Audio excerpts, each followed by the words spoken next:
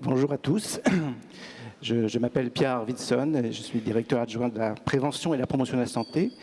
Je voudrais d'abord commencer par remercier Jean-Claude Desenclos d'avoir pris l'initiative d'organiser cette session.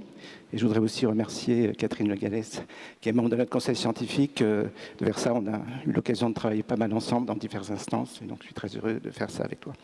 Alors cette session se tient 5 ans après le deuxième colloque scientifique de l'INPES, qui est maintenant une partie de Santé publique France, qui s'est tenu le 7 juin 2013 dans cette même salle, dans ce même amphithéâtre.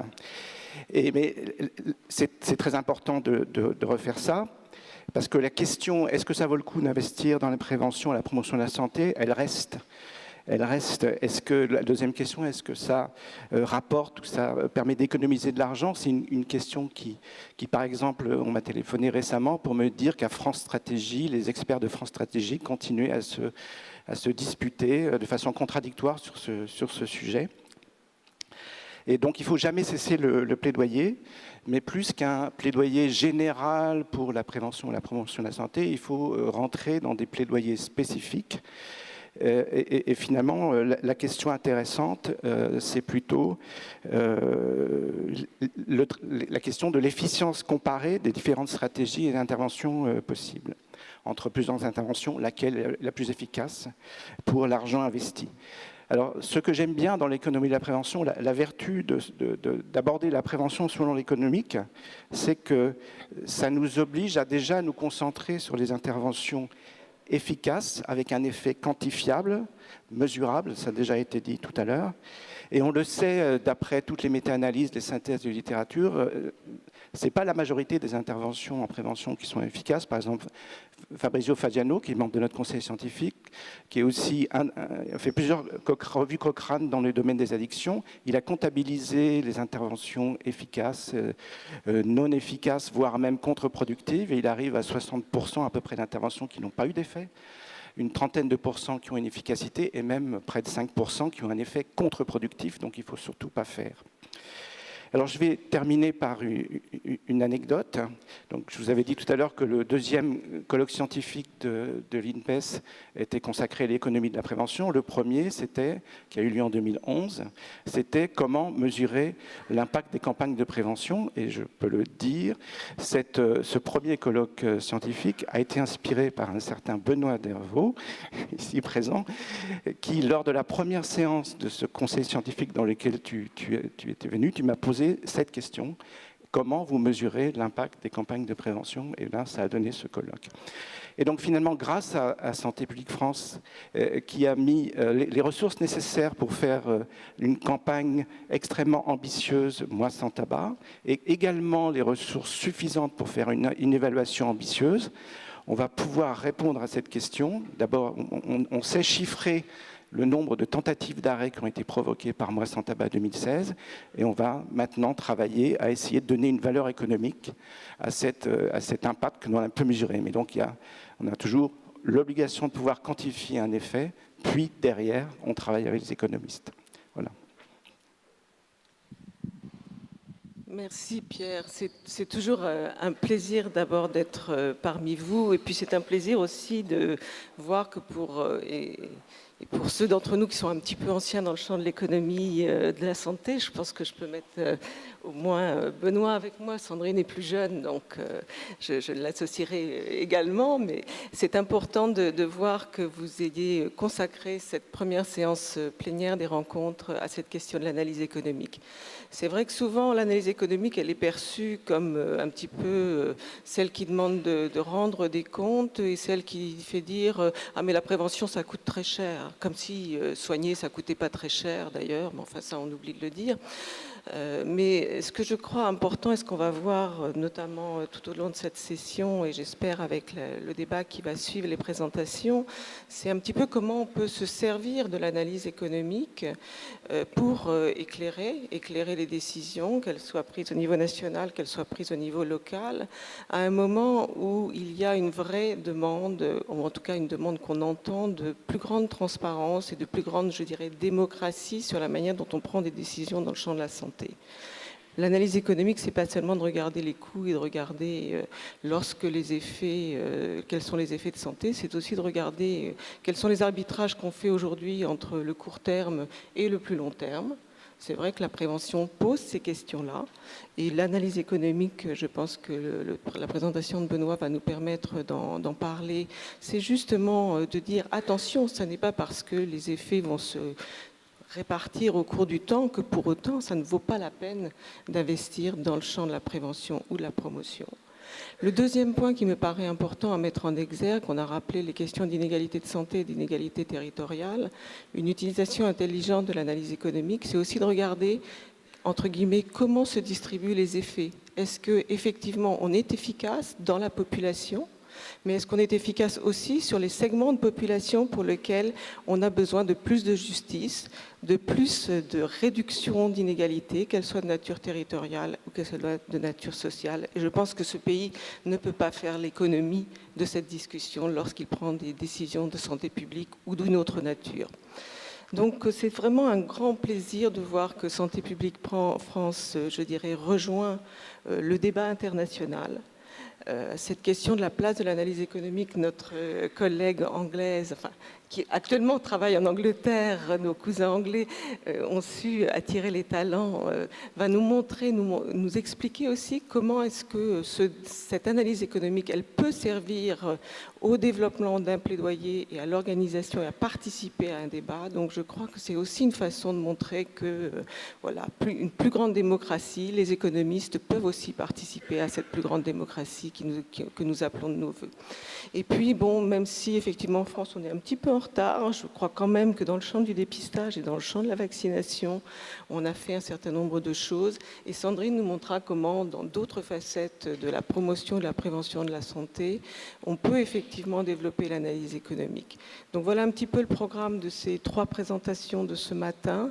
Et je vais, si vous en êtes tout à fait d'accord, vous donner d'abord les règles qu'on a proposées pour cette session, c'est-à-dire des interventions qui vont se succéder, entrecoupées de questions, je dirais, ponctuelles, au cas où quelque chose serait véritablement une gêne dans la compréhension de ce qui a été fait. Mais je pense que la qualité de nos présentateurs réduira ce type de questions. Et puis ensuite, un débat dans lequel nous souhaitons une grande implication de vous en particulier. Voilà. Je passe donc la parole tout de suite à Benoît. Peut-être tu veux te rendre... Donc Benoît Dervaux, donc économiste de la santé, maître de conférences et praticien hospitalier au CHU de Lille. Alors a été membre de notre conseil scientifique, mais je sais qu'il a aussi beaucoup travaillé avec l'INVS sur les sujets de la vaccination. Donc, Exactement. Donc il m'a été confié deux tâches pendant la présentation que je vais vous faire. La première, c'est de vous initier un peu à la manière dont les économistes raisonnent, pour que vous compreniez un peu la manière dont on pose les questions. Et puis la deuxième sujet, c'est un peu de mettre en exergue les questions qui sont posées pour les économistes par la prévention primaire, et puis éventuellement quelques pistes de réflexion sur la manière dont les méthodes pourraient évoluer pour mieux prendre en compte les spécificités de la prévention primaire. Donc on va commencer juste par les concepts... comment ça marche ça Non, c'est bon.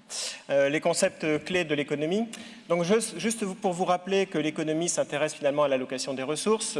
Catherine l'a dit, on a souvent un biais lorsqu'on parle aux économistes, on a l'impression que ce sont des comptables. Alors, je vous rassure, ni Catherine ni moi n'avons fait des études de comptabilité. Nous ne sommes pas intéressés particulièrement par les coûts. Nous sommes intéressés par la manière dont une collectivité va allouer les ressources rares à sa disposition entre les différents usages. Et donc, la question, effectivement, comme l'a dit Pierre, c'est effectivement de savoir comment on va, dans le cadre d'une enveloppe budgétaire donnée, allouer les ressources entre différentes actions, ceci pouvant être de la prévention, du traitement, de la prévention secondaire, de la prévention primaire, de la sécurité routière, enfin tout ce que vous pouvez imaginer. Et donc, comment est-ce qu'on va essayer de faire ça ? Le rationnel est assez simple. Finalement, lorsqu'un économiste commence à raisonner un problème, finalement, la question qu'il se pose, c'est de savoir si ce qui va devoir être engagé comme ressources, finalement, est inférieur à ce qui va être engrangé comme résultat de santé. Et les résultats de santé, tels que les économistes les conçoivent la plupart du temps, ce sont des résultats de santé qui s'expriment en termes de morbimortalité, c'est-à-dire en gain de survie ou en gain de qualité de vie, qui sont finalement les métriques avec lesquelles les économistes sont suffisamment à l'aise et pour lesquelles ils ont eu un certain nombre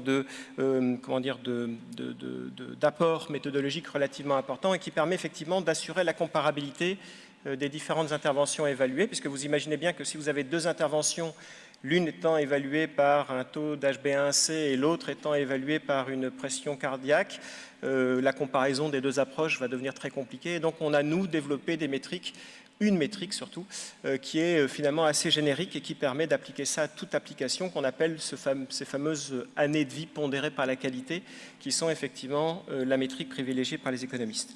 Ce slide uniquement pour vous rappeler que, comme pour toute évaluation, l'évaluation économique n'échappe pas à la règle, c'est par nature comparatif, hein, et que donc on ne peut pas se contenter de dire quelque chose est bien, sans dire quelque chose est bien par rapport à quelque chose d'autre. Hein. Donc c'est par nature comparatif. Et donc on va mettre en perspective et les coûts, les ressources mobilisées, et les résultats de santé. Bien sûr, le comptable est intéressé par les coûts, le médecin est intéressé par les résultats de santé, l'économiste essaie de faire la synthèse entre ces deux approches. Juste pour rappeler aussi que l'évaluation économique, vous allez le voir dans quelques instants, c'est quelque chose qui est devenu très important dans le processus décisionnel de la plupart des pays développés, et notamment en France, mais c'est une approche dans l'aide, enfin c'est une approche dans la décision, c'est une aide à la décision, et ce n'est pas la décision. Hein. Souvent, les économistes, on leur prête le danger de l'hégémonisme, en gros, où l'approche économique gouvernerait tout. Faites attention, non, ce n'est qu'une des approches complémentaires à d'autres dans le processus de la décision. Et ce que j'aime bien dans la définition que donne Bernard Roy de l'aide à la décision, c'est que vous voyez, il y a cette question qu'un outil d'aide à la décision est toujours inclus dans un processus décisionnel qui est lui-même teinté par des valeurs. Hein, et que donc, à chaque fois, il faut qu'on soit attentif à ce que les outils que l'on développe soient bien en correspondance avec les valeurs qui sont portées par le système dans lequel nous évoluons. Alors, vous voyez, c'est assez simple. Hein, quand on parle d'analyse coût-efficacité, hein, on a dit tout à l'heure que les interventions devaient être coût-efficaces. Il faut bien distinguer ce qu'on appelle coût et ce qu'on appelle efficacité. Donc, toujours, là, je vous ai pris l'exemple de la vaccination puisque j'ai été très longtemps impliqué sur l'évaluation des stratégies vaccinales. On va comparer donc deux stratégies, sans vaccination avec vaccination, et puis on va regarder et les résultats de santé et les coûts.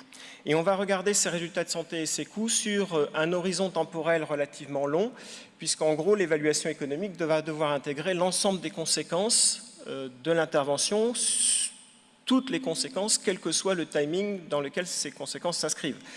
Et donc, si on est sur des interventions curatives, l'horizon temporel va être relativement court. Si on est sur des actions de prévention, ça va être relativement plus long. Et puis, si on est sur des actions de type stratégie vaccinale, ça va être effectivement encore plus long, puisqu'on va modifier l'épidémiologie générale et la transmission générale du pathogène au sein de la population. Et donc, on va devoir intégrer des dimensions qui vont être, une dimension temporelle qui va être relativement longue. Et ce n'est pas inhabituel que nous travaillons sur 80, 90 ans.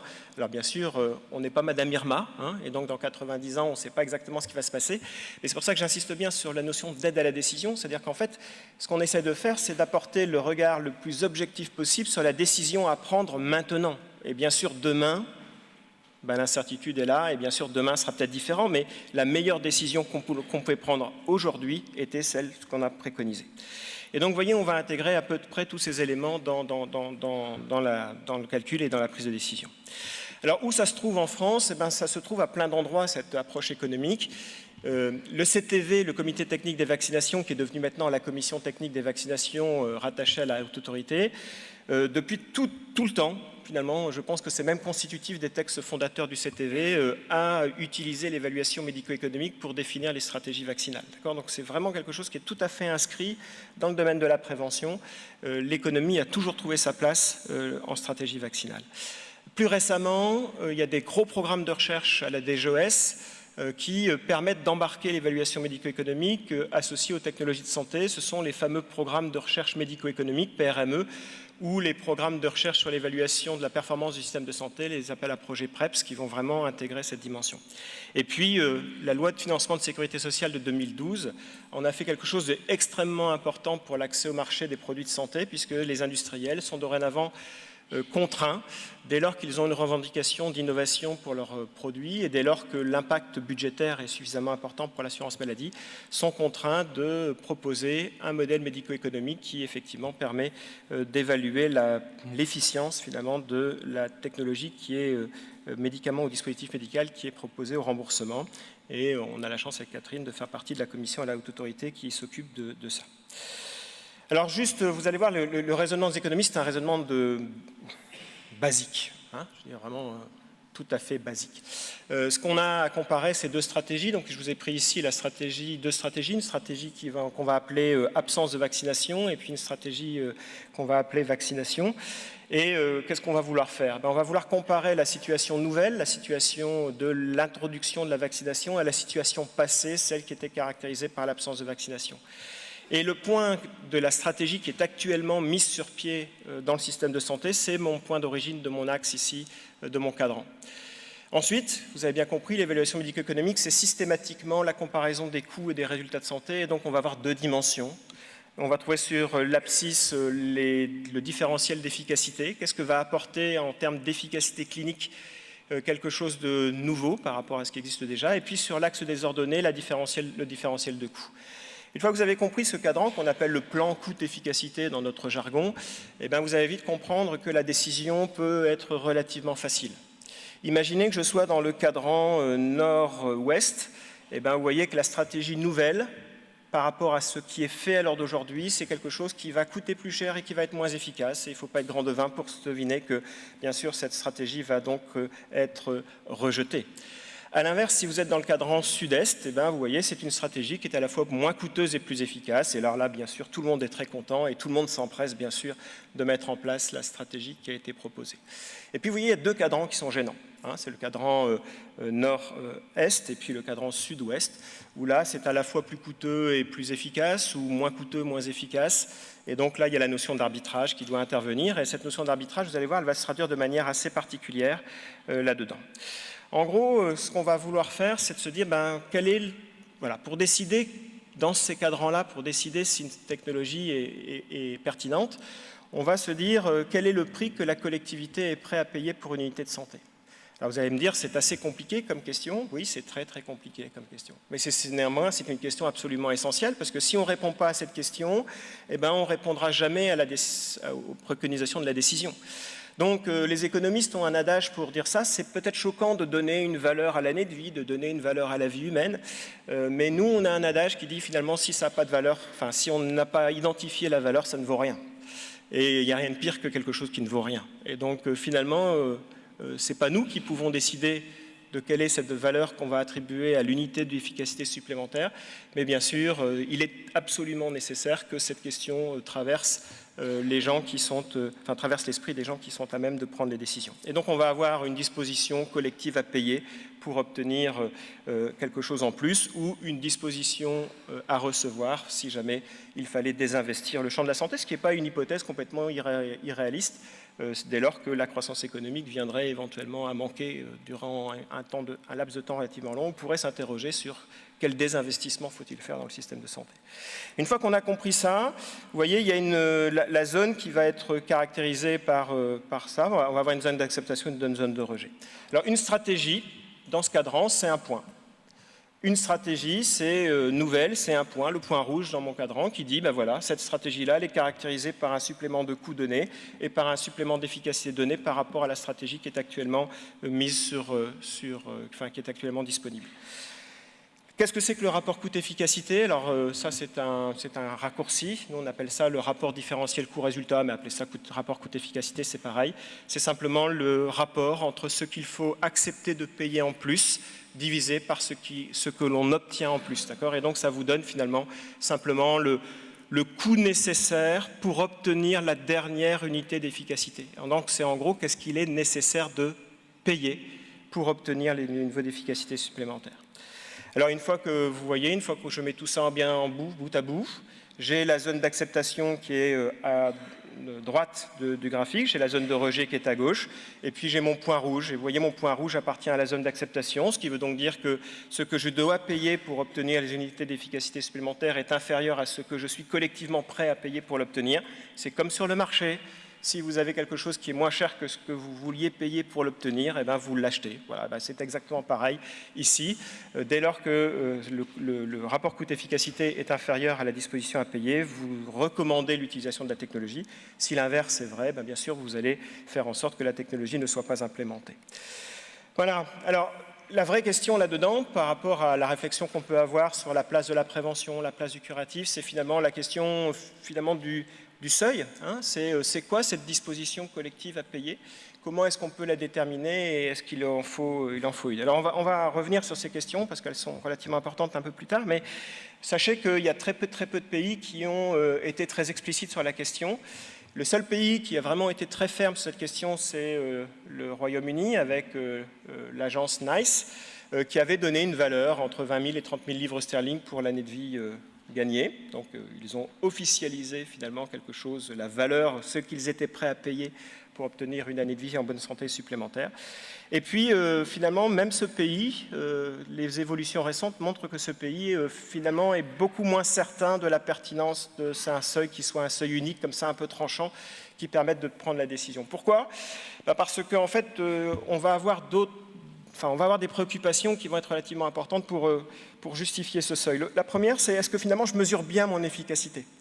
Je vous ai dit, on mesure de la mortalité, on mesure de la survie, mais est-ce que ça englobe la totalité des éléments de valeur contenus dans une technologie de santé? Probablement pas. Est-ce que la manière dont je mesure la qualité de vie est pertinente, aussi pertinente lorsque je traite quelqu'un qui est relativement jeune ou quand je traite quelqu'un qui est plutôt en soins palliatifs en fin de vie? Est-ce que les composantes de la qualité de vie sont les mêmes? Probablement pas. Donc vous voyez, il y a des incertitudes sur la manière dont je vais mesurer l'efficacité qui vont rejaillir sur la manière dont je dois interpréter finalement le seuil. La deuxième chose très importante, et Catherine l'a initiée, c'est que, j'insiste bien, nous sommes dans un processus décisionnel qui est marqué par des objectifs et des valeurs. Et donc la question de l'équité ne peut pas être mise de côté. Et peut-être que je suis prêt à payer un certain montant d'argent pour traiter de l'asthme chez les sujets jeunes et un autre montant d'argent pour traiter la dépendance chez le sujet âgé. Donc la question de la priorité que je donne à certains groupes sociaux, à certaines maladies, à des maladies qui sont par exemple plus sévères ou moins sévères, vont de toute façon rejaillir sur cette question du seuil. Et puis, si jamais on utilise comme en France l'évaluation économique pour faire de l'accès au marché, eh ben, il ne faudra pas s'étonner que les industriels l'utilisent pour caler leur prix sur le rapport qui aura été identifié. Ce n'est pas nécessairement une bonne idée. Hein. Donc on a plein de raisons sur le fait que ces seuils sont probablement pas une bonne idée. Et l'Angleterre elle-même, finalement, d'un seuil qui était relativement explicite, eh ben, ça commence à bouger, parce que les seuils bougent. Vous voyez, par exemple, pour les maladies orphelines, récemment, on m'a dit que le NICE acceptait des ratios coût-efficacité jusqu'à 300 000 livres sterling. Ce qui veut donc dire que quelque part, on est en train de bouger. Et avant ça, il y avait eu la modification sur les soins de fin de vie. Alors, juste pour vous dire qu'en France, il n'y a pas de seuil. Voilà. Ça n'empêche pas d'avoir une réflexion sur quelle est la valeur de la santé, quelle est la valeur économique de la santé, puisque sinon, on va toujours considérer qu'il n'y a que des coûts, qu'il n'y a jamais de produits. Or, c'est important que l'on puisse à un moment donné quantifier en valorisation économique le produit du système de santé, le gain de survie et le gain de qualité de vie. L'HAS s'est positionné sur la question en disant qu'il n'y avait pas de nécessité d'un seuil et a même produit un document que je vous conseille de lire puisqu'il est relativement riche sur les interprétations qu'on peut faire. Vous voyez, ensuite, il y a plein de travaux dans la littérature qui vont essayer de regarder quelle est la valeur que les gens attribuent à une année de vie en bonne santé. Et voilà, on retrouve des valeurs entre 20 000 et 50 000 euros, ou 20 000 ou 50 000 livres sterling, ou 20 000 ou 50 000 dollars, ou 100 000 dollars. Enfin, des valeurs qui sont finies quand même. Hein. On n'a pas de valeur infinie. Hein. La santé n'a pas de prix, ça ne marche pas ça. Hein. Je veux dire, dans la vraie vie, les gens ont un revenu qui est relativement limité. Et donc, sauf si je suis en dernière extrémité et que ma banque soit très généreuse, sinon je vais effectivement accepter de payer un prix fini pour les choses. Juste pour vous montrer avec la vaccination que ceci, bien sûr, évolue extrêmement vite, qu'on a beaucoup d'évaluations médico-économiques qui sont produites. Et puis pour vous montrer que on peut effectivement commencer à réfléchir sur l'opportunité d'introduire une vaccination en regardant le rapport coût-efficacité dès lors qu'on a une petite idée de ce qu'on est prêts à mettre sur la table pour obtenir ces années de vie en bonne santé. Je vous ai pris ici l'exemple du HPV et vous voyez que quoi qu'on puisse dire sur les controverses autour du HPV, il y a un relatif consensus dans la littérature internationale sur le fait de dire que les vaccinations contre les papillomavirus humains est une vaccination qui est coût efficace, et ce, quel que soit le pays et quel que soit le type de modèle utilisé. Je vous ai mis ici l'exemple de la vaccination pneumocoque. Vous voyez que c'est à peu près la même chose, si ce n'est que c'est juste un tout petit peu plus hétérogène lorsqu'on regarde la littérature internationale. Et puis l'exemple classique de résultats très très hétérogènes d'évaluation de stratégie vaccinale, c'est l'exemple du rotavirus. Vous voyez, donc là l'incertitude est relativement importante en fonction des hypothèses que l'on pose. On peut dans certains cas dire que c'est une vaccination coût efficace, dans d'autres cas dire que ce n'est pas une vaccination coût efficacité. Voilà, je vais essayer de vous présenter comment les économistes raisonnent. Vous voyez, c'est assez simple, finalement. Les concepts sont... voilà. L'usage est difficile, mais les concepts sont simples. Et puis, je voulais juste finir cette présentation sur quelques questions spécifiques relatives à la prévention primaire qui nous permettront éventuellement d'ouvrir les débats. La première question, c'est est-ce que finalement la prévention primaire est systématiquement coût efficace? La deuxième question, c'est finalement quel est l'impact du temps dans l'évaluation qu'on peut faire sur la prévention primaire.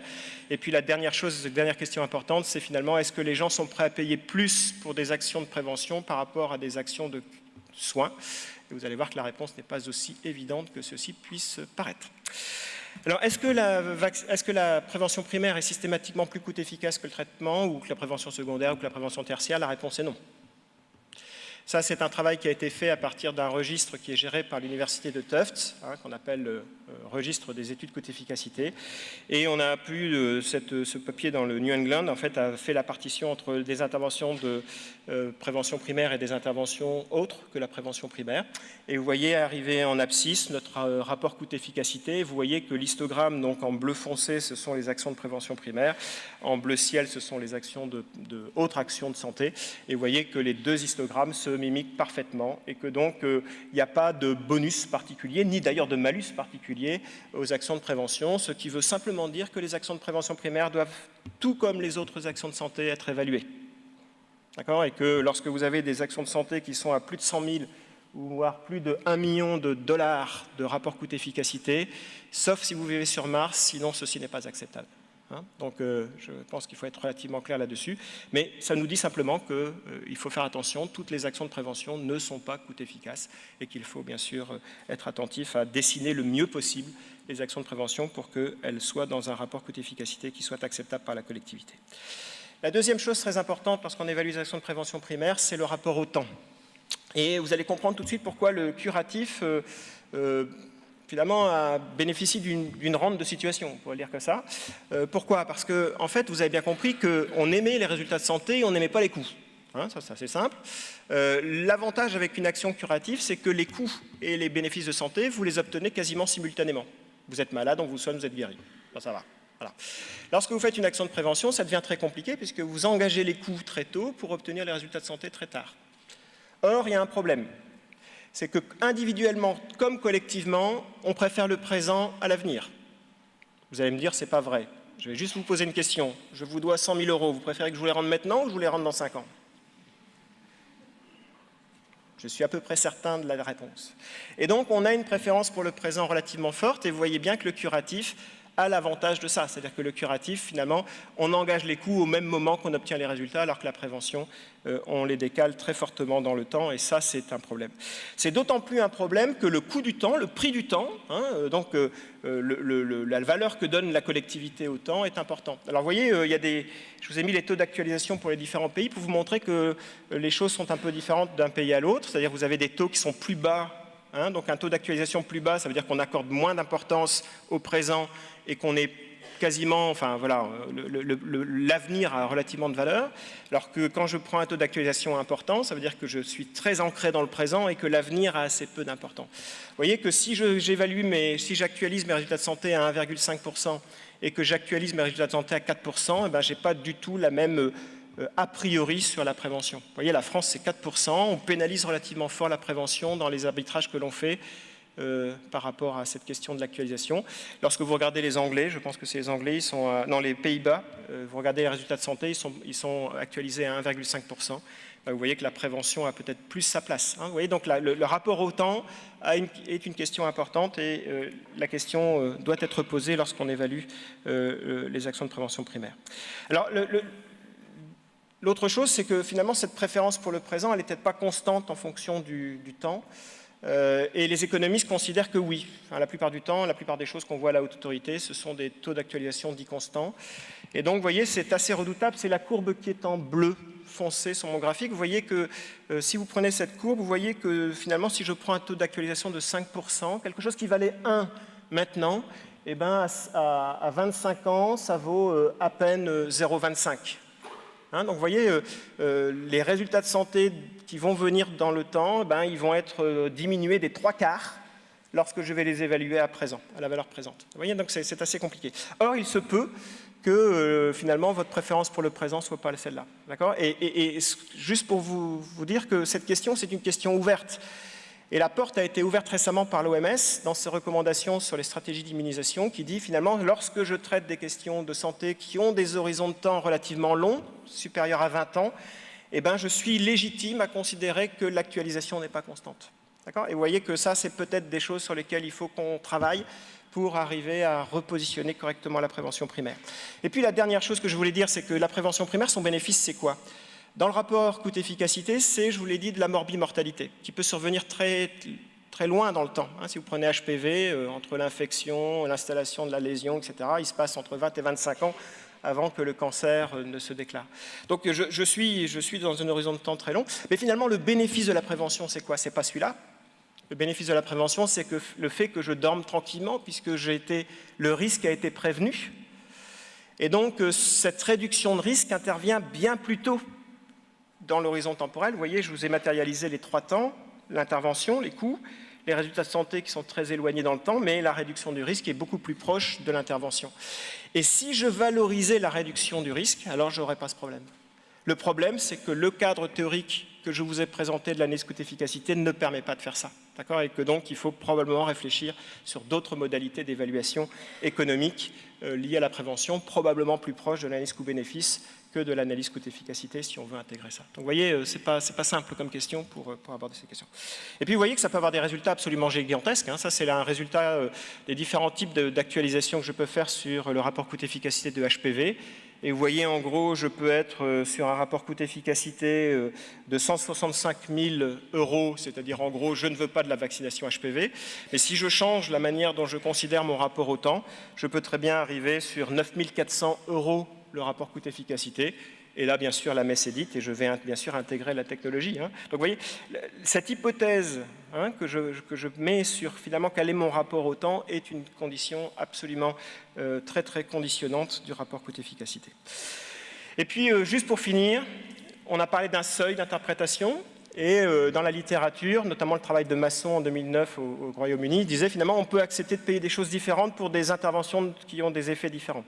Et Masson disait finalement ce que j'aime bien c'est sauver des vies tout de suite, ce que j'aime bien c'est allonger l'espérance de vie, puis ce que j'aime bien mais un peu moins bien c'est la qualité de vie. Et donc il disait finalement je suis prêt à payer très cher pour sauver des vies, et je suis prêt peut-être à payer un peu moins cher pour de la qualité de vie. Et la question se pose exactement dans les mêmes termes pour la prévention versus le curatif. Est-ce que finalement, collectivement, on est prêt à payer plus pour de la prévention ou est-ce qu'on est prêt à payer plus pour du curatif? Et là, la question, elle n'est pas simple. Elle n'est pas simple, elle est même très compliquée parce qu'en gros, je vous ai mis ici deux papiers pour que vous voyez bien un peu ce qui se passe. C'est un vieux papier de 2002 qui présente aux gens des scénarios finalement de réduction de mortalité, l'un qui est le fruit d'une action de prévention primaire, l'autre qui est le fruit d'une intervention thérapeutique. Et finalement, vous voyez, quand on pose la question aux gens de savoir combien ils sont prêts à payer pour avoir accès à cette intervention, eh bien, ils sont prêts à payer beaucoup plus cher pour le curatif que pour la prévention. Ça veut dire quoi? Ça veut dire que la préférence individuelle des gens qui est interrogée n'est pas du tout en faveur de la prévention, elle est en faveur du curatif. Donc ça, c'est assez ancien. Alors on se dit c'est peut-être que ça s'est amélioré depuis. Et ça, c'est un papier qui vient d'être publié chez nos collègues belges, qui utilisent une autre méthode, mais ce n'est pas très grave, je n'ai pas beaucoup de temps pour développer tout ça, mais qui essaye justement de repositionner le curatif versus le préventif. Et la réponse est la même. La nature de l'intervention, les gens n'en ont que faire. Ce qui est important pour eux, c'est l'âge du patient, l'efficacité, la sévérité de la maladie. Et regardez quelque chose qui apparaît dans les pays, c'est vrai en Hollande et c'est vrai en Belgique, le critère principal qui fait dire qu'une intervention est légitime ou pas, c'est quoi? C'est la responsabilité de l'individu par rapport à la situation d'état de santé dans laquelle il se trouve. D'accord?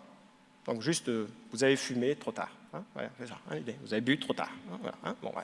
Donc c'est ça l'idée. Vous voyez que le fait que ce soit préventif ou curatif n'a absolument aucune importance pour les gens. Et c'est vrai, quel que soit l'âge du patient et quel que soit le niveau de sévérité de la maladie. D'accord? Et donc vous voyez, alors bien sûr, ça c'est des préférences collectives. Donc les premiers papiers étaient américains, le deuxième papier était belge. J'ai essayé de trouver des papiers français, j'en ai pas trouvé. Donc il y a peut-être des questions à se poser aussi pour savoir si ce genre d'études ne devrait pas être conduite en France, pour savoir un peu de quoi on parle. Voilà, et donc pour finir, je voulais juste réaffirmer ceci, c'est que bien sûr, a priori, il y a un très fort engouement pour la prévention primaire. Hein. On est tous certains que la prévention primaire fonctionne. Ouais, enfin, il y a encore beaucoup de travail pour pouvoir le démontrer et beaucoup de challenges méthodologiques pour pouvoir aborder cette question de manière sereine dans les rapports dans le calcul, l'estimation des rapports coût-efficacité. Je vous remercie.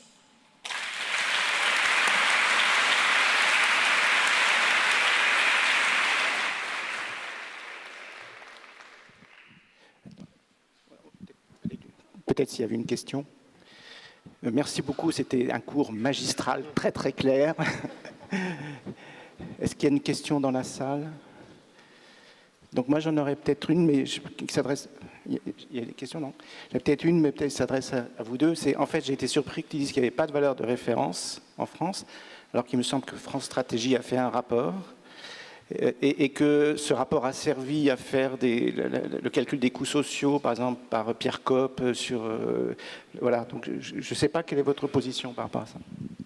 Alors effectivement, en plus j'en parle à mon aise parce qu'on avait avec Luc Baumschark et Nicolas Trèche, et on était trois à avoir refait l'évaluation du coût de la vie humaine pour la France. Donc voilà, la question c'est la transposabilité de concepts d'un domaine à l'autre. Le rapport France Stratégie, il est orienté finalement de grandes infrastructures nationales. Et derrière les grandes infrastructures, on entend aussi la question du réseau routier. Et derrière la question du réseau routier, la question de la sécurité routière. Et lorsque vous parlez à un ingénieur X-Mine, X-Pont, donner une valeur à la vie humaine, ça ne lui pose aucun souci. Et finalement, il a cette valeur. Et la valeur, elle a été, je vais vous la donner, la valeur tutélaire que l'État utilise pour justifier des investissements publics en matière de sécurité routière, c'est 3 millions d'euros. Donc la vie statistique vaut 3 millions d'euros. Alors, ce n'est pas votre vie à vous, parce que votre vie à vous, je suppose que vous êtes prêt à payer beaucoup plus. Mais la vie statistique, c'est-à-dire la probabilité, la réduction d'un risque de 100% de décès. D'accord, c'est ça l'idée, donc c'est cette notion de vie statistique, et cette valeur vaut 3 millions. Donc la question, c'est comment est-ce qu'on transporte cette valeur tutélaire de l'État, que l'État utilise pour définir les infrastructures routières, etc., comment on l'importe dans le champ de la santé. Alors, là, les écoles sont très différentes. Moi, je vais vous donner la mienne. Moi, je suis pour une transposition pleine et entière. Voilà. Donc, voilà, je prends la valeur des valeurs tutélaires de l'État et je l'emmène en santé sans trop de difficultés. Ce qui nous donne une valeur de l'année de vie pondérée par la qualité de l'ordre de 100 à 150 000 euros, pour que vous ayez une petite idée. Voilà. Ce qui m'apparaît des ordres de grandeur relativement raisonnables lorsque vous savez par exemple que le coût d'une dialyse annuelle c'est à peu près 100 000 euros. C'est juste pour vous donner des valeurs comme ça pour que l'OMS, pour les actions faites dans les pays en voie de développement, dit au maximum 3 fois le PIB. Si vous prenez 3 fois le PIB français, on arrive à peu près à 100 000 euros. Donc c'est juste pour vous donner, à mes yeux, il y a un faisceau par habitant. Il y a un faisceau pour dire la valeur de 100, 150 000 euros, c'est pas complètement déconnant. Voilà. Mais ça, c'est mon point de vue, mais c'est le point de vue de Benoît Dervaux, qui n'a aucun sens et aucun intérêt. Et d'autres disent, mais non, pas du tout, parce que la vie que je vais sauver sur les réseaux routiers, c'est une vie, inconnue, qui n'est pas identifiée, parce qu'on est tous sujets au risque d'accident routier. Quand je vais commencer à parler de risque de survie lié à une pathologie, je ne suis plus sur ce risque non identifié, je suis sur le risque de décès de personnes que je sais caractériser puisqu'ils ont la maladie. Et donc ces concepts, des gens disent non, on ne peut pas transposer ces choses-là. Donc vous voyez, il existe une valeur hein, 3 millions d'euros, c'est la valeur tutélaire, la valeur que l'État attribue à la vie statistique humaine. Mais la transposition de cette valeur dans le champ de la santé est encore quelque chose de très, très discuté. Peut-être aussi complété par le fait qu'il y a un autre domaine dans lequel, qui est très différent du nôtre, mais qu'on ne regarde pas très souvent, qui est ce qui se passe dans le domaine du droit. Et là, on est dans la réparation des dommages, qui est quelque chose d'extrêmement différent du fait de prévenir un dommage. Je ne suis pas en train de dire qu'il faut comparer des choses qui ne sont pas comparables, mais c'est simplement pour vous dire qu'il y a tout un ensemble de facettes de notre vie dans lequel, de fait, il y a un certain nombre d'acteurs qui utilisent des valeurs, alors par exemple pour dédommager à la suite d'un accident ou à la suite d'un litige, etc., etc. Donc il y a tout un ensemble. Il ne faut pas être trop hypocrite sur le fait qu'à aucun moment de notre vie, il n'y aurait des acteurs qui, pour des bonnes raisons, et des raisons qui sont socialement acceptées, je pense notamment aux juristes, qui ne poseraient pas ces valeurs sur certains aspects de notre vie au sens le plus vital du terme. Donc je pense qu'effectivement cette question de la valeur de la vie humaine, il va falloir sans doute l'approcher de manière extrêmement compliquée, parce qu'elle est compliquée. Le pire, ce serait d'être trop simple. Mais simplement pour vous dire que dans le domaine du médicament, on est aujourd'hui parfois à 1 million d'euros l'année de vie gagnée, corrigée par la qualité, voire 2 fois 3 millions d'euros. Donc on est sur des chiffres que l'on peut qualifier d'astronomiques, et je crois que là, on a vraiment besoin de discuter ensemble.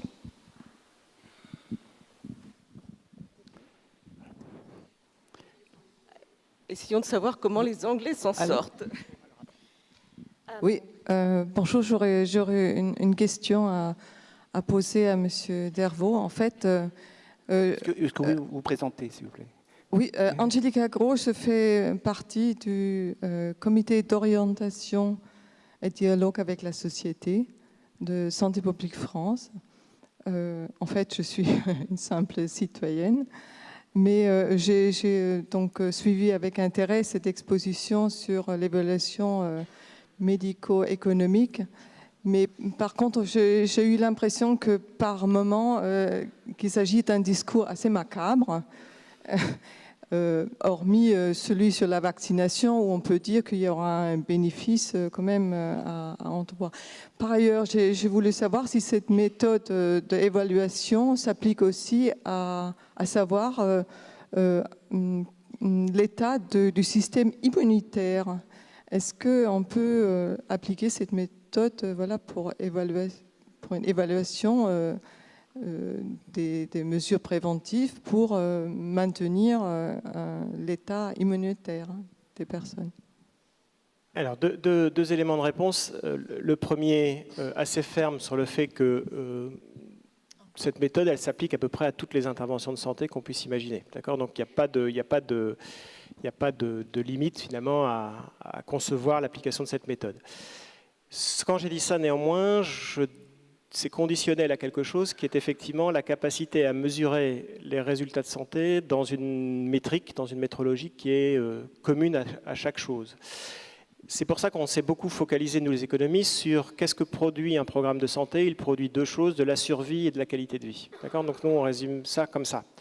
La question que vous posez m'amène à me dire que dans le cas d'espèce là, peut-être que cette évaluation uniquement par de la morbimortalité serait peut-être pas totalement pertinente, ou tout au moins ne serait pertinente que sur des horizons de temps extrêmement longs et de manière très indirecte, ce qui poserait des questions techniques difficiles d'évaluation. Donc sur le principe, il n'y a pas de difficulté. Sur le choix des critères d'efficacité qui sont retenus pour pouvoir la mettre en œuvre et qu'elle soit utile dans le processus décisionnel, le cas que vous signalez là me semble être relativement complexe, faire le lien entre finalement l'état du système immunitaire et puis la morbimortalité, même si j'imagine qu'à un moment donné, on doit bien pouvoir réussir à le faire. Mais c'est un peu plus compliqué qu'une mesure directe, quoi. Merci, on est obligé d'enchaîner. Je sais qu'il y a des questions, on verra après. Donc, je voudrais donner la parole à Annalisa Belloni, qui a un master d'économie de l'école catholique du Sacré-Cœur à Milan, qui a travaillé à l'OCDE dans l'équipe de Franco Sassi, c'est là que j'ai eu le plaisir de vous rencontrer, et qui maintenant travaille à Public Health England. Merci voilà. beaucoup. Je suis vraiment très contente d'être ici. Je suis désolée, je vais faire ma présentation en anglais parce que mon français, c'est pas bien, malheureusement. Donc, je vous donne un peu de temps pour mettre votre casque de traduction si vous avez besoin. So, as said, I'm an health economist working. Donc, comme je le disais, je suis une économiste de la santé. Je travaille à Public Health England, qui est une organisation sœur de Santé publique France en quelque sorte. Et je vais vous parler ce matin de ce que nous faisons à Public Health England. Je vais vous parler des aspects économiques de la prévention, comment nous informons les décideurs et comment nous aidons les décideurs. Parce que en Angleterre, il y a une responsabilité des autorités de santé et le rôle de Public Health England est d'éclairer justement leur prise de décision. Donc la mission de PHE est de protéger et d'améliorer le bien-être et la santé de la nation, de réduire les inégalités de santé. Et donc nous travaillons à fournir des données de manière à éclairer la prise de décision aussi bien au niveau gouvernemental qu'au niveau local. Nous travaillons aussi avec le NHS de manière à nous assurer que les ressources sont utilisées au mieux. Mon équipe, donc l'équipe d'économistes de la santé, notre équipe donc a deux objectifs. D'une part, corroborer la prévention et corroborer la mise en œuvre d'une intervention précoce et aussi renforcer les capacités. Donc on fournit des formations et on aide une fois de plus les décideurs. Nous travaillons avec d'autres départements de l'organisation, mais aussi avec le Nice, par exemple, mais aussi le ministère de la Santé, avec d'autres services départementaux et d'autres partenaires. Donc, on essaie de corroborer l'idée et d'investir dans la prévention. Et pour ce faire, on mène des études. Vous voyez ici que nous avons évalué les facteurs de risque de décès en Angleterre. Il y a des risques diététiques qui causent presque 20% des décès. Même chose pour le tabagisme. Et ce sont des facteurs de risque qui peuvent être prévenus. Et pour montrer qu'il y a une possibilité de les prévenir, on utilise des données de morbidité et de mortalité. Pour ce qui est de l'obésité, on voit une tendance qui n'est pas très joviale pour les années à venir. On peut voir ici des estimations de l'OCDE sur l'obésité. En Angleterre, en 2030, si la tendance reste la même, on voit qu'on s'achemine vers 35% d'obésité. 35% de la population qui sera obèse. Et en France, on prévoit environ 20%. Donc, on ne parle pas que de maintenant, on parle aussi de demain, en particulier donc pour cette épidémie d'obésité. On voit que le problème qui existe déjà maintenant sera encore plus marqué à l'avenir. On sait aussi qu'il y a une question de coût, que l'obésité coûte. Vous avez ici un graphique qui ne reprend que quelques-uns des pays occidentaux. On voit qu'aux États-Unis, c'est 6% du budget de la santé qui est dédié à l'obésité. On voit que cette estimation est peut-être même assez conservatrice, car les dernières études laissent entendre que la part est encore plus importante.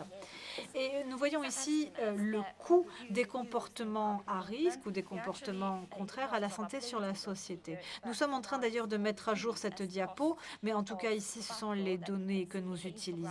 Vous voyez en haut, dans le graphique en haut, c'est le coût annuel du tabagisme pour la société. Le coût du tabac annuel pour la société est de 13 milliards de livres. Et en bas, vous avez le coût pour l'alcool, né à 21 milliards de livres. Et nous avons comparé cela cela au coût d'autres dangers, par exemple de la criminalité.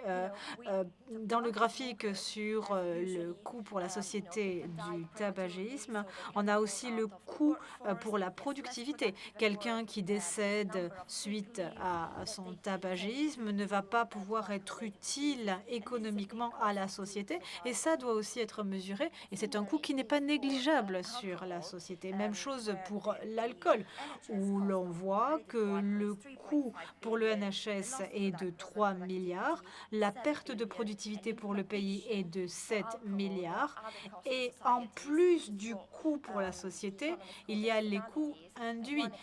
Par exemple, c'est les coûts de la criminalité autour de l'alcool qui sont chiffrés à 11 milliards en Angleterre. Comme je vous le disais, c'est un coût pour la société qui doit être pris en compte. Et ce que l'on fait de manière à encore plus appuyer notre propos en faveur de la prévention, c'est d'utiliser la santé comme un atout, comme une valeur. En réduisant la mortalité et la mobilité, on essaie aussi de promouvoir la santé, puisque la santé est aussi un facteur de croissance économique. Je ne vais pas vous donner tous les détails de ce graphique, mais on sait qu'on a des personnes qui vivent dans des zones moins favorisées où leur espérance de vie est moindre que dans des zones plus favorisées. Et ceci est représenté ici par ce nuage de points, ces nuages de points en vert foncé. Et vous voyez que les personnes qui commencent à être malades le sont plutôt dans les zones défavorisées. Et on voit que c'est aussi au moment de la retraite que l'on a aussi un autre pic. On sait que on a aussi dans les zones défavorisées davantage de jeunes qui sont malades, ce qui veut dire qu'ils ne sont pas productifs et qu'il y a aussi bien donc un coût pour le système de santé, mais aussi une perte de valeur pour la société. Et c'est donc sur ce genre de statistiques qu'on essaie de s'appuyer pour encore une fois favoriser la prévention. On veut ensuite identifier ce qui fonctionne, montrer quelles sont les mesures préventives qui ont un bon rapport coût-efficacité et si on peut avoir un retour potentiel sur investissement. Nous avons ici une analyse qui a été menée par le NICE en 2006 et 2010. On a passé en revue 200 modèles d'estimation coût-efficacité et on voit que la grande majorité des mesures qui ont été évaluées sont coût-efficaces.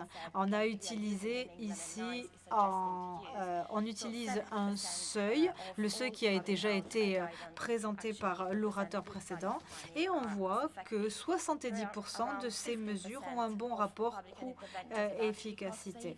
Un grand nombre, 70% de ces mesures ont même permis de réaliser des économies, c'est-à-dire que le coût de la mesure est inférieur aux économies de santé qui sont réalisées.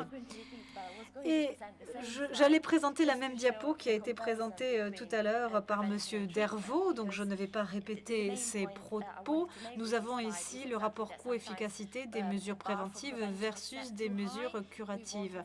Il se peut que le seuil qui est pris pour les mesures préventives est trop élevé, mais il faut vraiment considérer que les mesures préventives peuvent être aussi efficaces que des mesures curatives.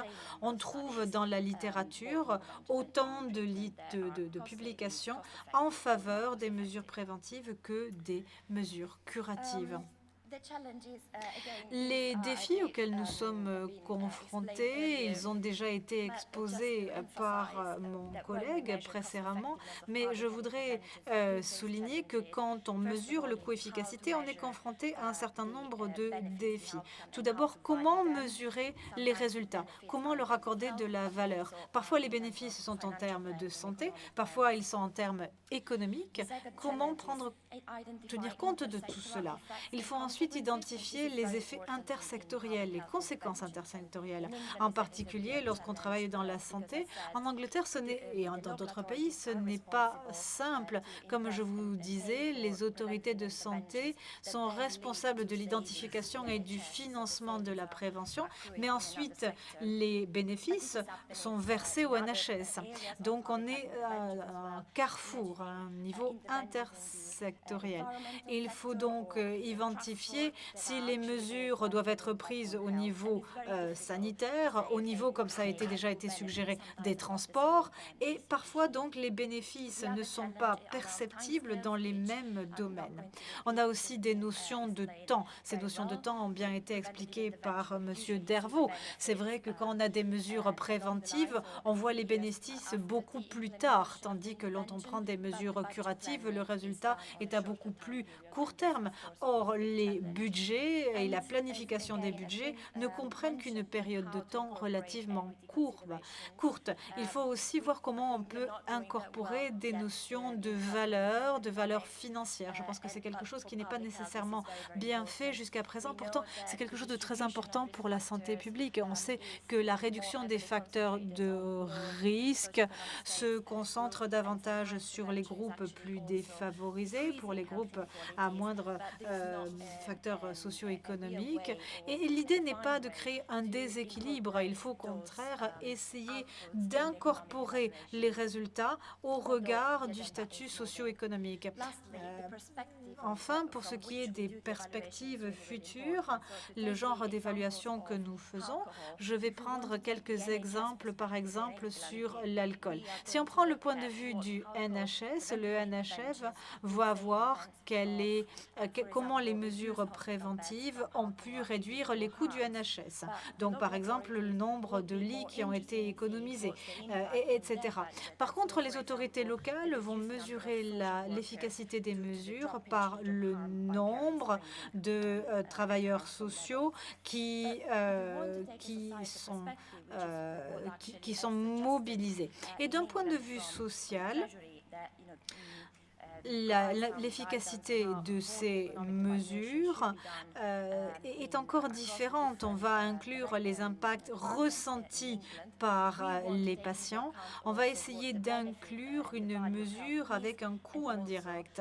Et par exemple, on va voir les pertes de productivité à cause des arrêts de travail qui sont imputables à la consommation excessive d'alcool. Donc, on peut voir qu'il y a des perspectives qui varient totalement suivant sous quel angle on se place.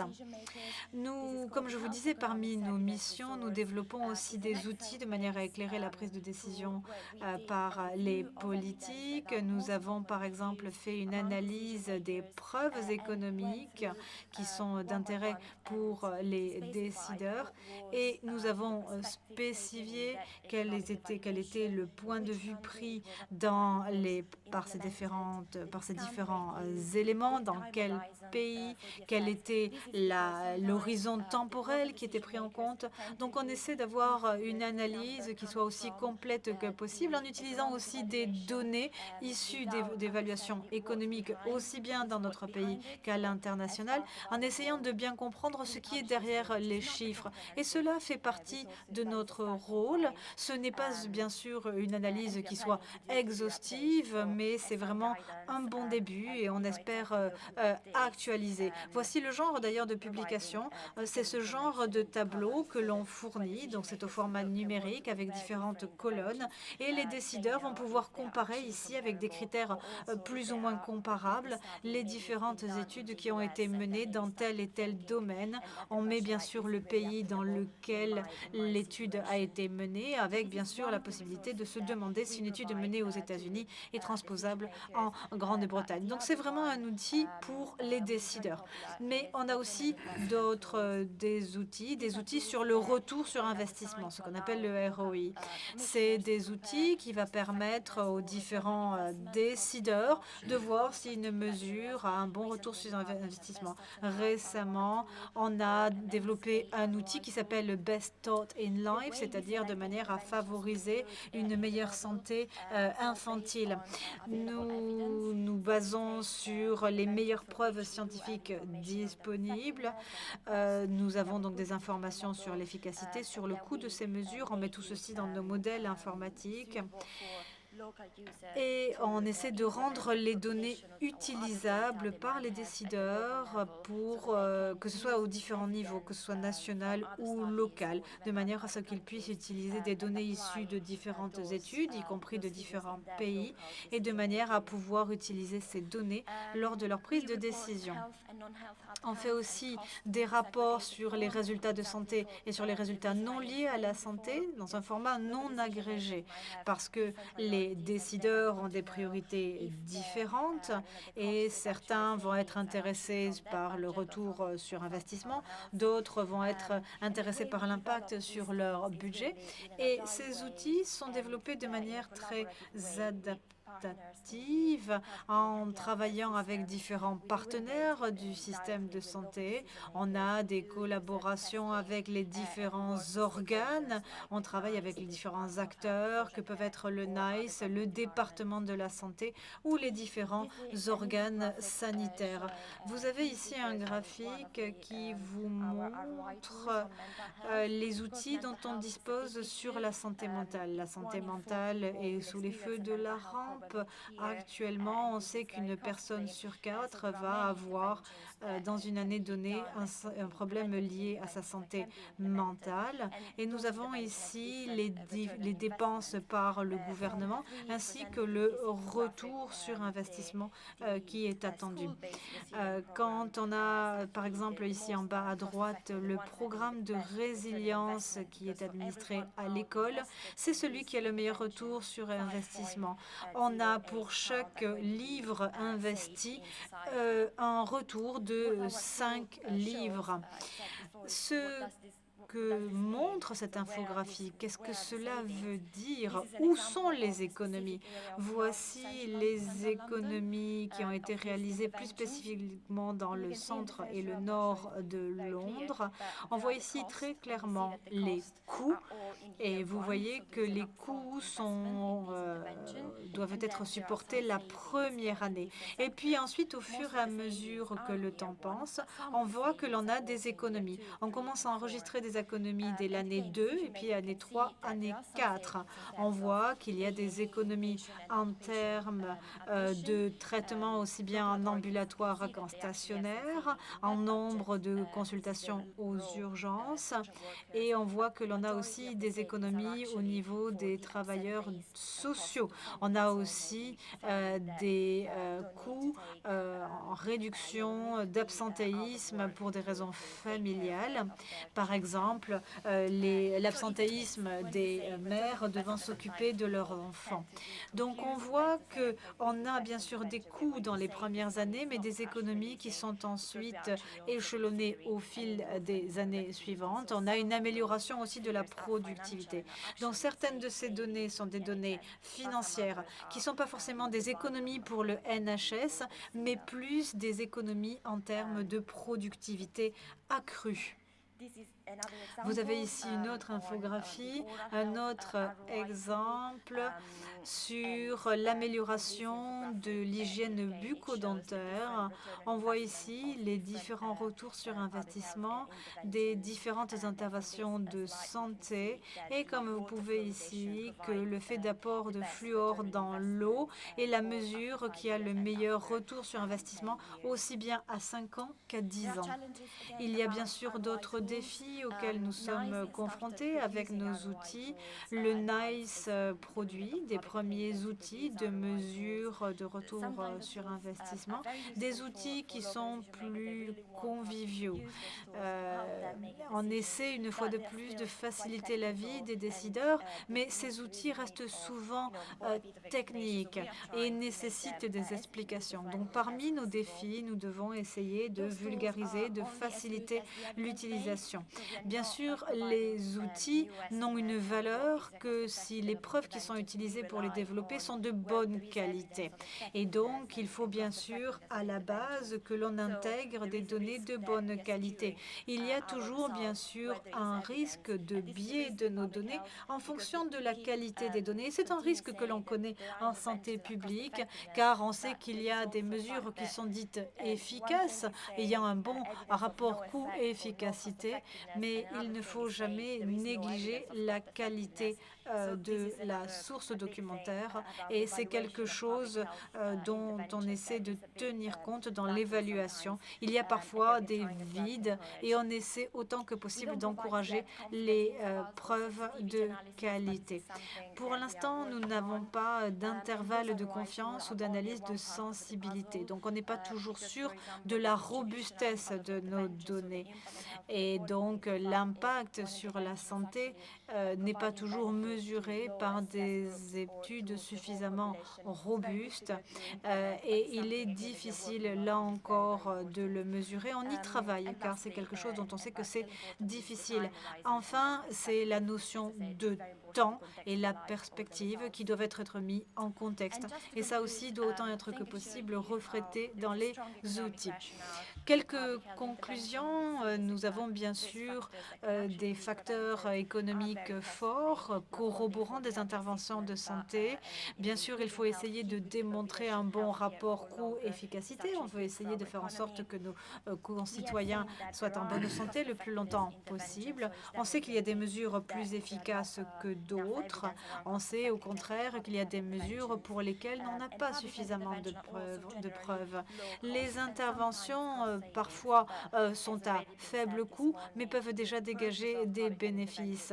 Et donc, l'objectif des interventions de prévention vise pas forcément à à économiser de l'argent, mais aussi à améliorer la productivité, à améliorer la qualité de vie. Nous développons, comme je vous le disais, des outils pour les décideurs qui sont parfois difficiles à mettre en œuvre, tenant compte des différents facteurs.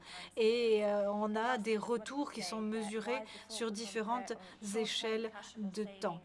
C'est vrai qu'on se concentre beaucoup sur les retours à court terme, mais il faut aussi garder à l'esprit les retours plus à long terme. C'est en tout cas aussi l'idée du NHS et de Public Health England.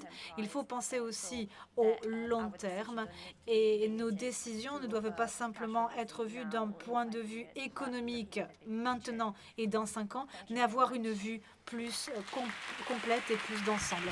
Merci beaucoup.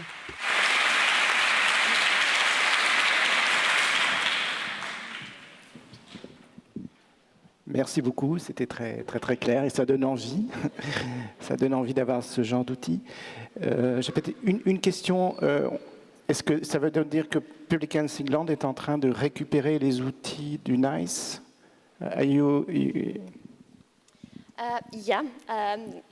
Oui, en quelque sorte. Comme je l'ai dit, on travaille en collaboration avec NICE. NICE fait encore les évaluations des problèmes de santé publique et donne des directives.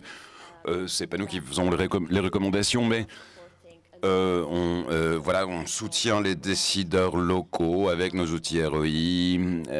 Voilà, ça c'est maintenant sur le site de Public Health England.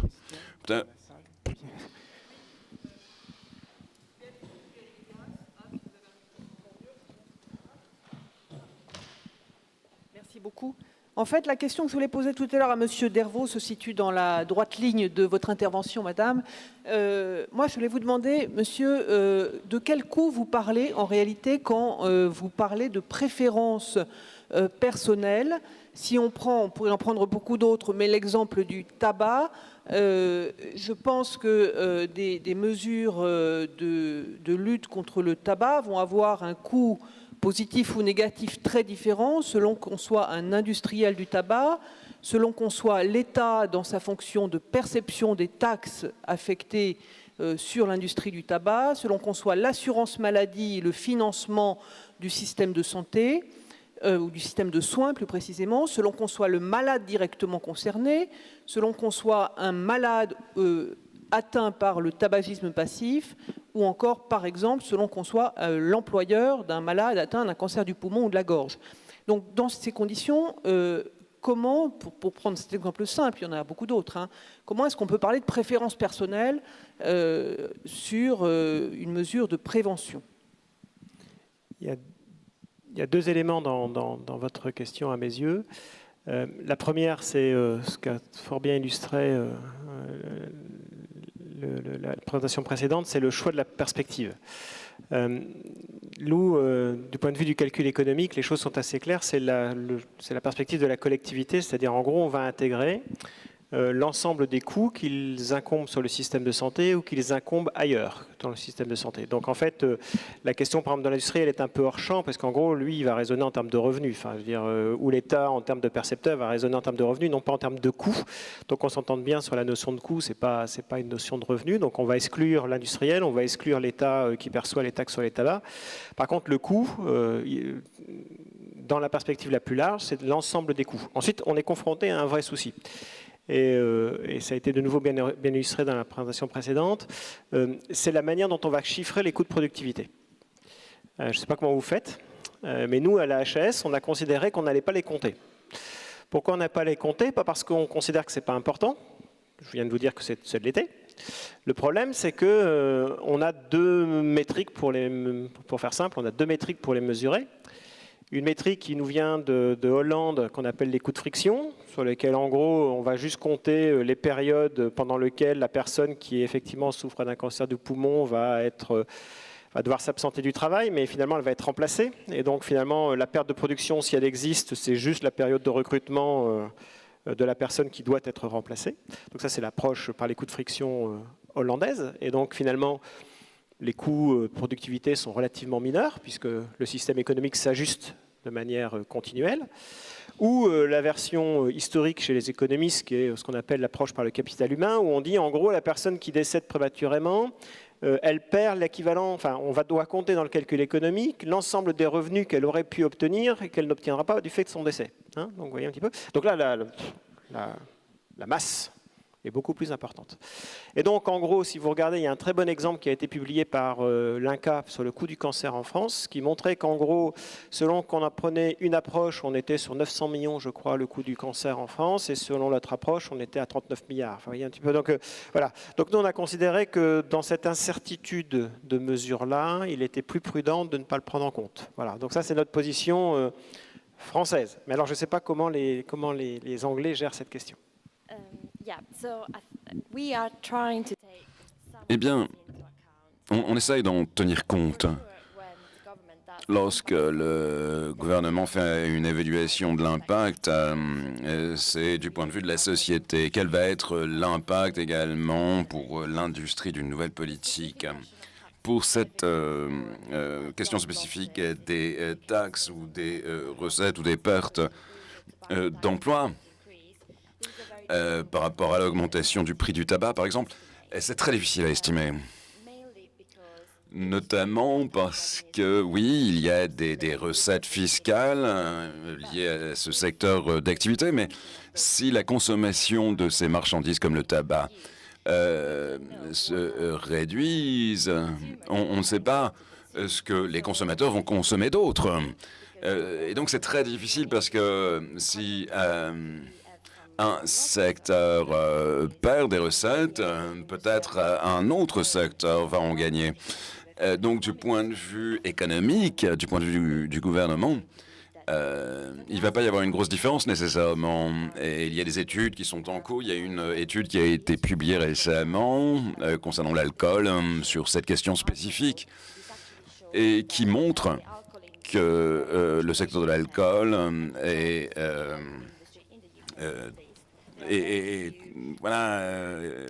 producteur d'emplois, et il y a très peu d'emplois néanmoins qui sont bien rémunérés dans la production du whisky en Écosse, et en réalité les autres sont des emplois à temps partiel, notamment les barmen dans les pubs, et Et donc l'impact en matière de PIB pourrait être le contraire de ce à quoi on pourrait s'attendre, puisque voilà, ces emplois ne sont pas très bien payés, et donc dans un autre secteur pourraient être mieux payés.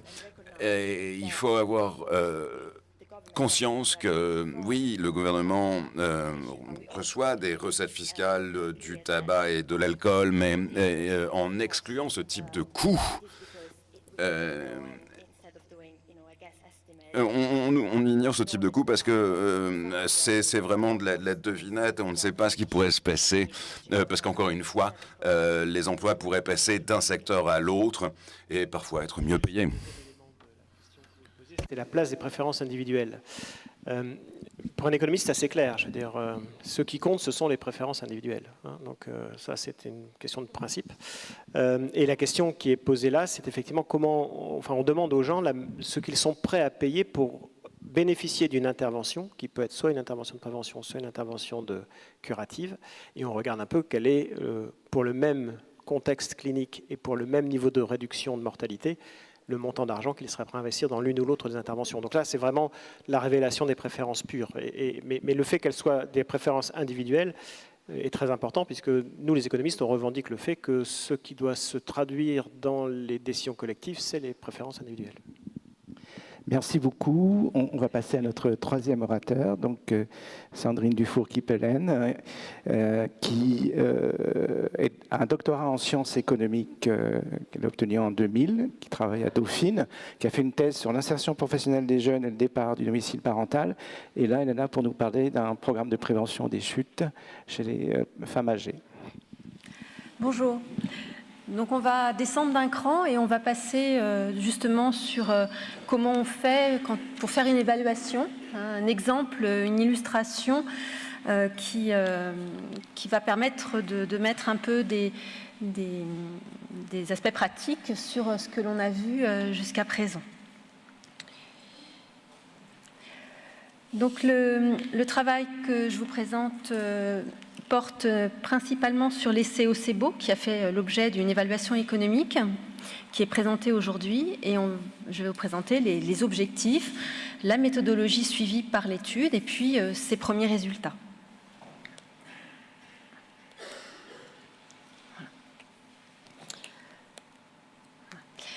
Donc l'essai Ocebo, c'est un programme qui a été mis en place pour un entraînement progressif de l'équilibre d'une durée de 2 années sur la prévention des traumatismes liés aux chutes chez des femmes âgées de 75 à 80 ans qui vivent à domicile. C'est un essai qui a été mené par Patricia Dargent de l'INSERM et les résultats de ce programme ont été présentés dans un article du British Medical Journal en 2015. Donc l'intervention qui va être évaluée, c'est un programme d'entraînement à l'équilibre qui est progressif sur 2 années. Il y a un protocole standardisé qui est adapté aux personnes âgées. Ça consiste en des ateliers hebdomadaires d'exercices en petits groupes et puis des exercices à domicile. Donc les ateliers sont animés par des instructeurs de l'association Ciel Bleu qui sont spécialement formés pour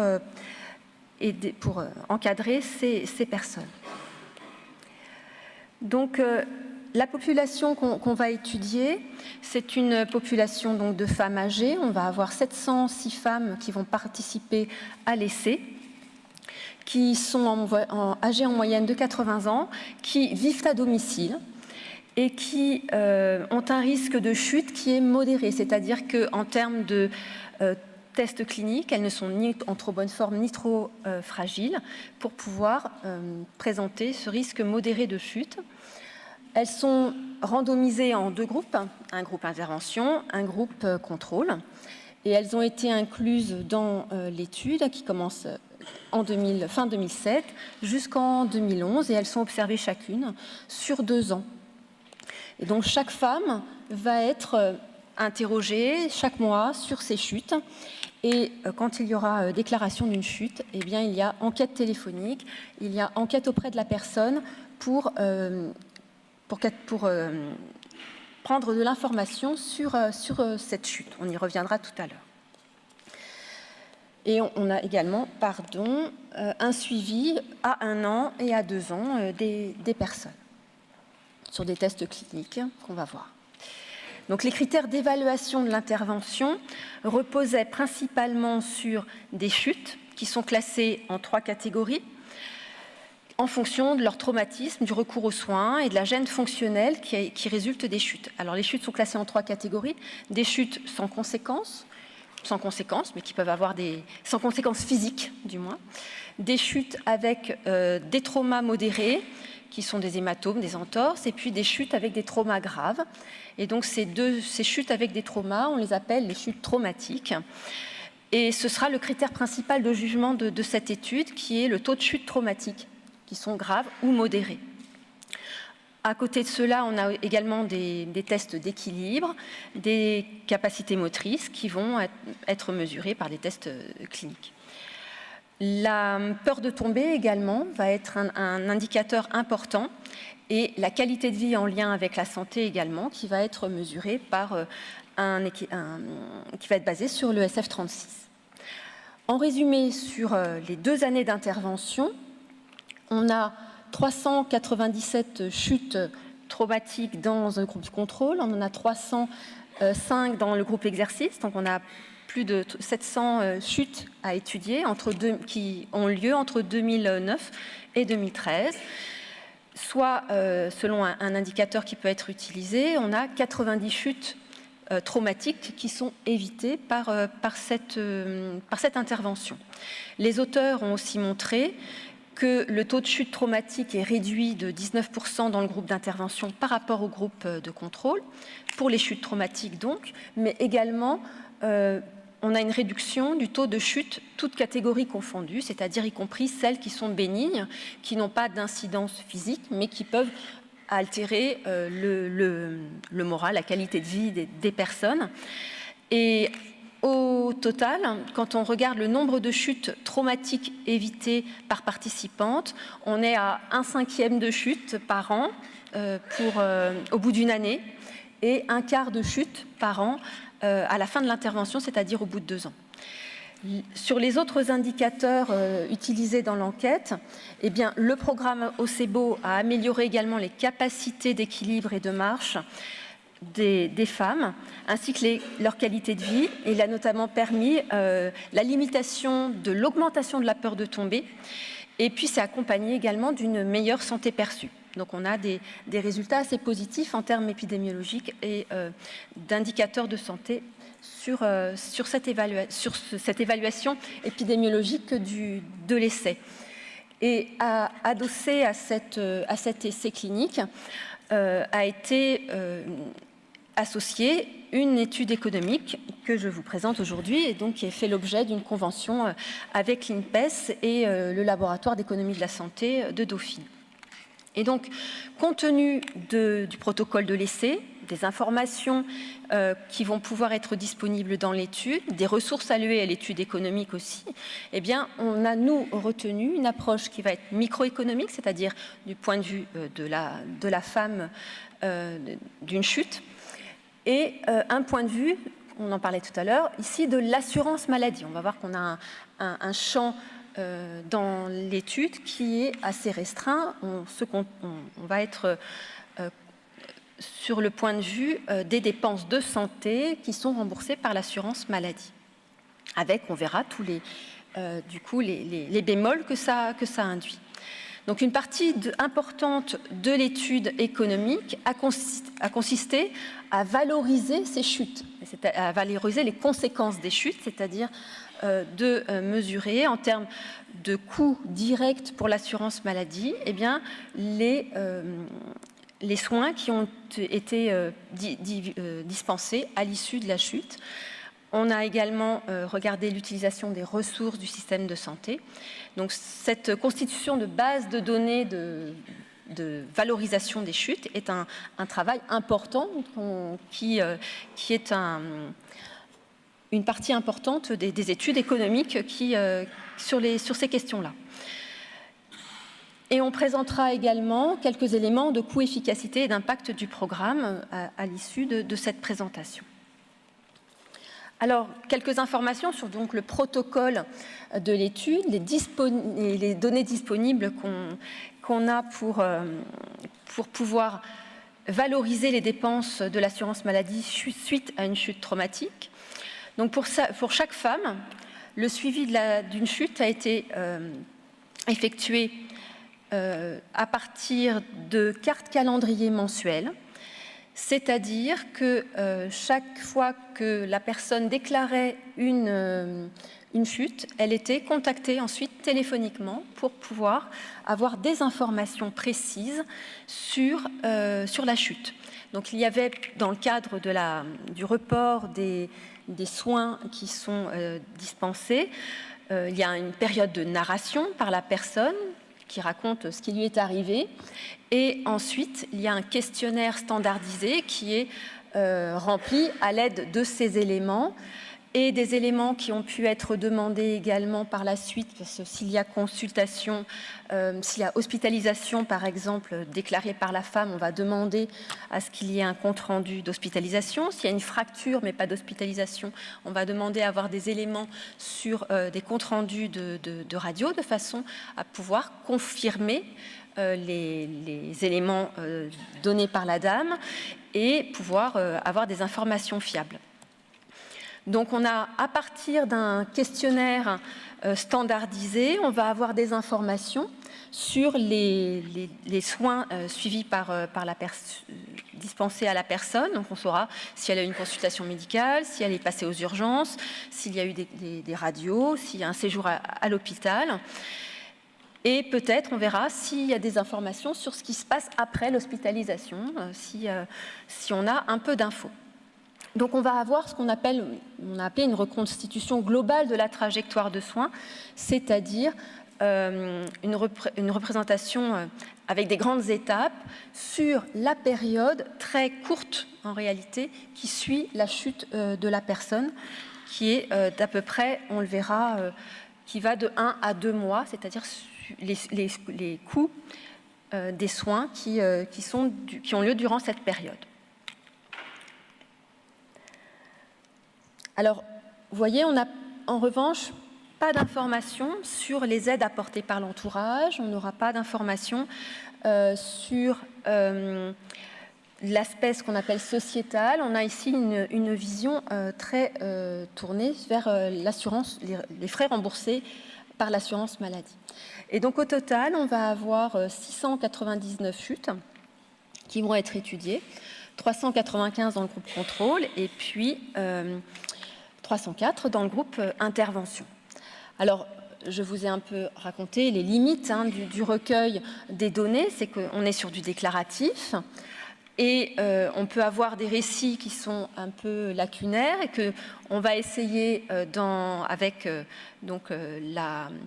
la ténacité d'assistants de recherche et des médecins de santé publique et gériatres qui étaient inclus dans l'étude, de reconstituer au mieux avec les personnes et les informations qu'on a pu reconstituer au mieux ces parcours de soins. Donc pour certains, notamment pour des fractures, on n'aura pas forcément tous les comptes rendus radio. Donc il peut y avoir des imprécisions également du fait de cette manque d'information. Les établissements de santé qui sont fréquentés, on n'a pas forcément toujours l'information s'ils sont privés, publics, etc. Et surtout, on n'a pas d'information sur les suites de la chute.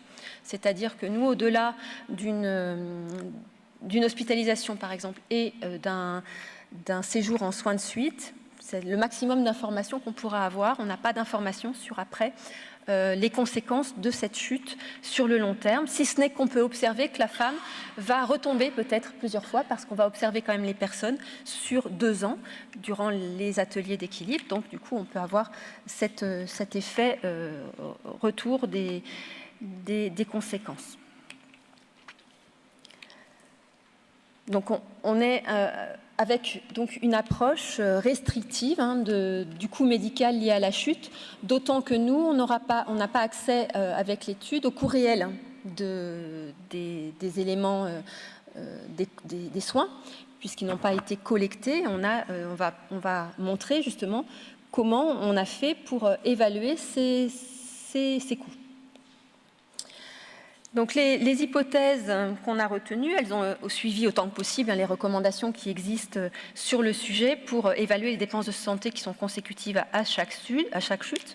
Donc la règle générale, c'est qu'on a une stratégie conservatrice, c'est-à-dire qui consiste à essayer de ne pas surévaluer les coûts et surtout ne pas favoriser un groupe exercice. Et donc on va avoir les mêmes hypothèses pour les différents groupes. On a recensé donc des coûts principalement hospitaliers, de médecine ambulatoire, de biens médicaux, et on verra aussi de SSR quand on le peut.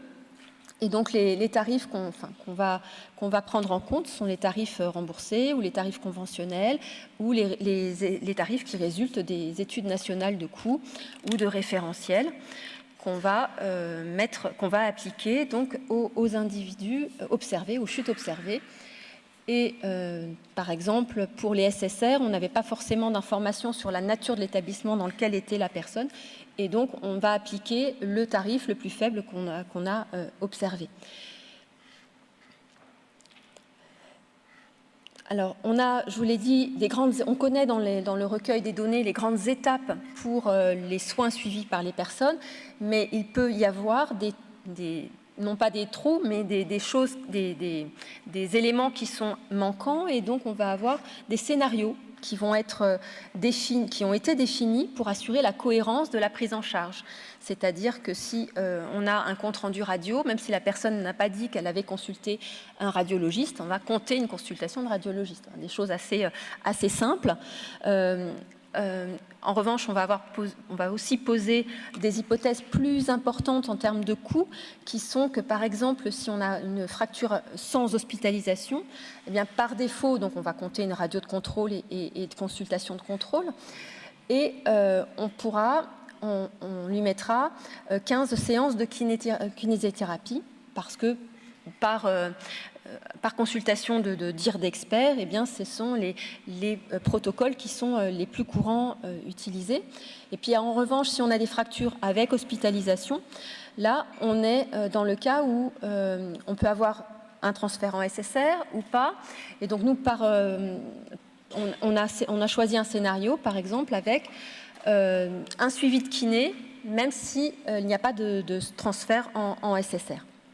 Voilà, quelques hypothèses sur lesquelles on reviendra si vous le voulez. Et donc, pour insister, c'est que contrairement aux recommandations qui existent sur le système, sur l'évaluation des préventions de longue durée, on n'a pas, nous, d'horizon temporel long pour l'étude des conséquences d'une même chute. On est sur un horizon temporel assez court. Quelques résultats donc sur cette évaluation. On a fait des évaluations et des enquêtes dans différents champs. Tout d'abord, on s'est intéressé au recours au système de soins suite à une chute traumatique. Alors tout d'abord, on peut remarquer qu'il y a 60% des chutes traumatiques, c'est-à-dire avec des effets médicaux, enfin avec des impacts physiques qui ne donnent pas lieu à des dépenses au système de santé, qu'il n'y a pas de recours aux soins.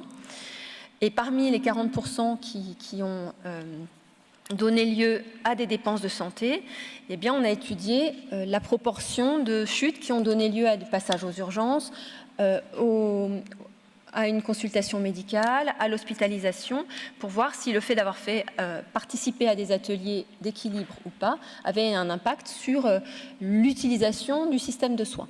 Et il s'avère qu'on a assez peu de différence dans les deux groupes. On s'est intéressé également aux coûts donc, directs médicaux de la chute, direct au sens où c'est vraiment les soins qui ont suivi la chute. Et donc, comme dans d'autres études sur les chutes, les coûts sont principalement composés des coûts en SSR, puis des coûts hospitaliers. Et on a par exemple ici représenté la distribution du coût total sur au maximum 2 mois de prise en charge reconstituée.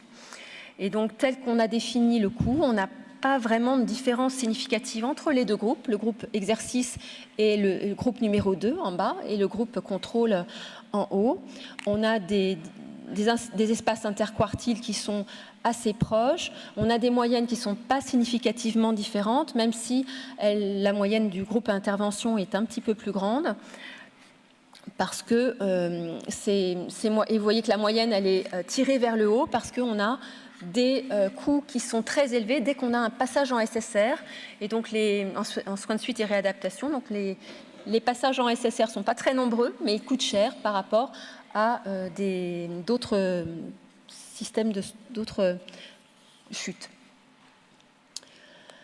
Quand on a essayé donc de voir comment nos hypothèses sur les suivis après hospitalisation des chutes, comment notre hypothèse sur le fait qu'on avait une hypothèse de kiné ou de SSR qui étaient des alternatives, on a fait le coût sans ces soins.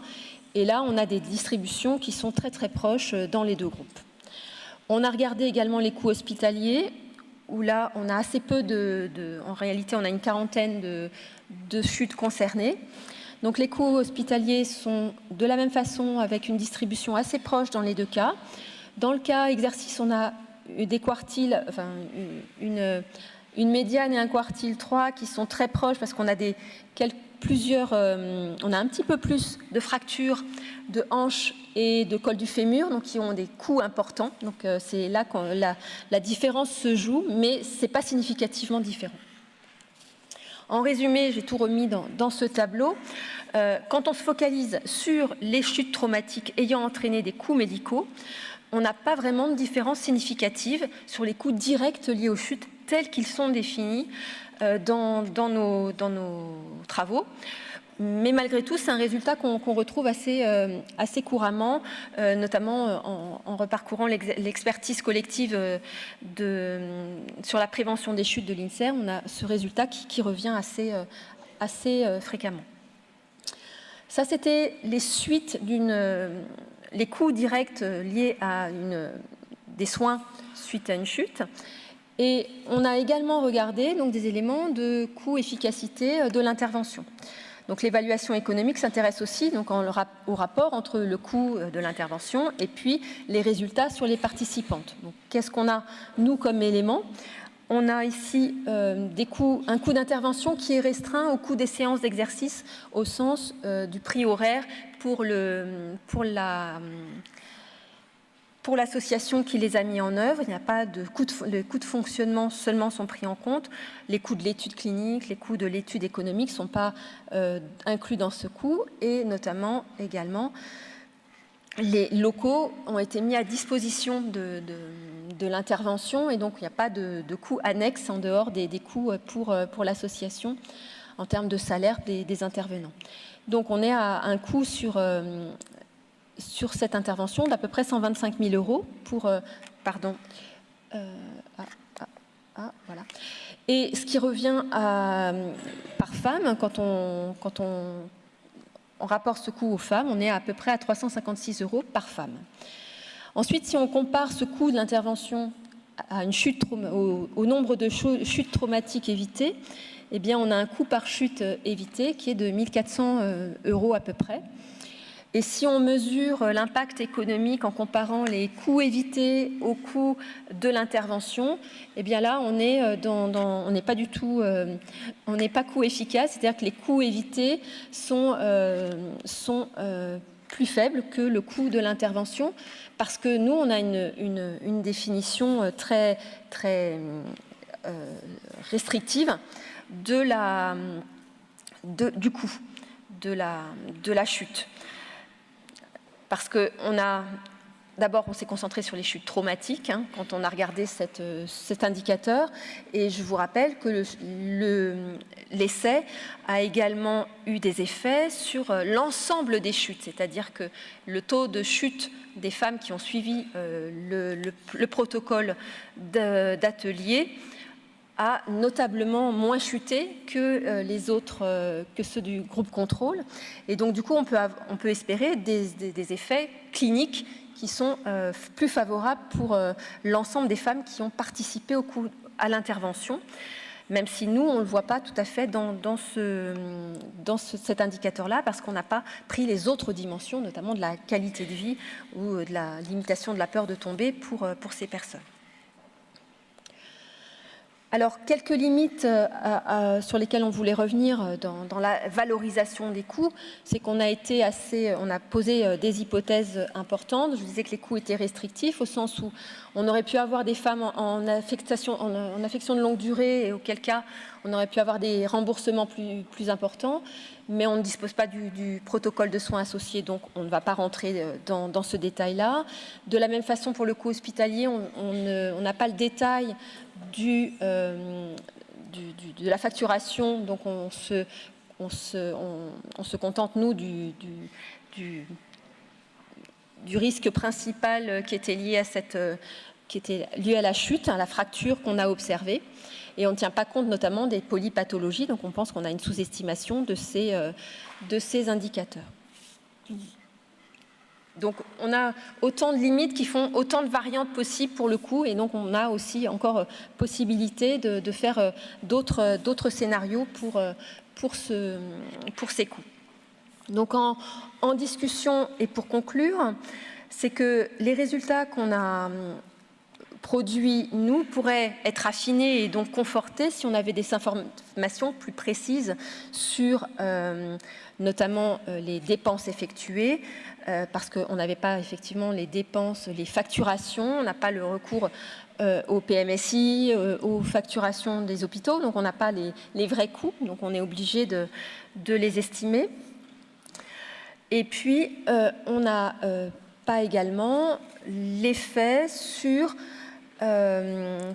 les impacts, les autres dimensions que recouvre une chute. Parce que l'étude économique, elle n'a pas mis en évidence les effets favorables d'une réduction du taux de chute, toute chute confondue, dans la vie des femmes. Donc pour conclure, notre travail n'a pas montré un coût efficacité pour cet essai, mais on est bien conscient qu'on a une limitation de la vision qu'on a adoptée, puisqu'on n'a pas pris en compte toutes les implications des complications, des polypathologies, de la qualité de vie qui ont été pourtant notamment améliorées en termes de qualité de vie et d'amélioration des capacités de marche, d'équilibre des femmes dans Ocebo qui avaient bénéficié donc des résultats positifs de l'atelier. Voilà, merci.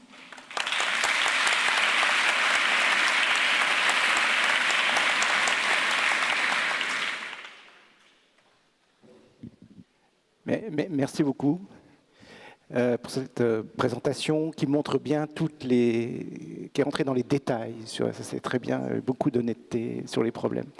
Donc, une première question là. Oui. Vous pouvez vous présenter ? Est-ce qu'il fonctionne? Oui, ça monte. Alors, Éric Breton de l'EHSP, chaire Santé publique France, en promotion de la santé. Je voudrais juste dire, donc, j'ai trouvé la matinée extrêmement intéressante, mais je voudrais revenir sur les propos du docteur Dervaux, parce que je pense que c'est important de rappeler dans cette salle, il y a beaucoup de gens qui travaillent sur la prévention, sur la promotion de la santé, que quand on parle de coûts, de dire que la prévention primaire, des fois, coûte plus cher ou ne sauve pas vraiment d'argent comparé aux soins, on parle parce que j'ai été voir l'article que vous citiez donc, dans le New England Journal of Medicine, je l'avais déjà vu passer.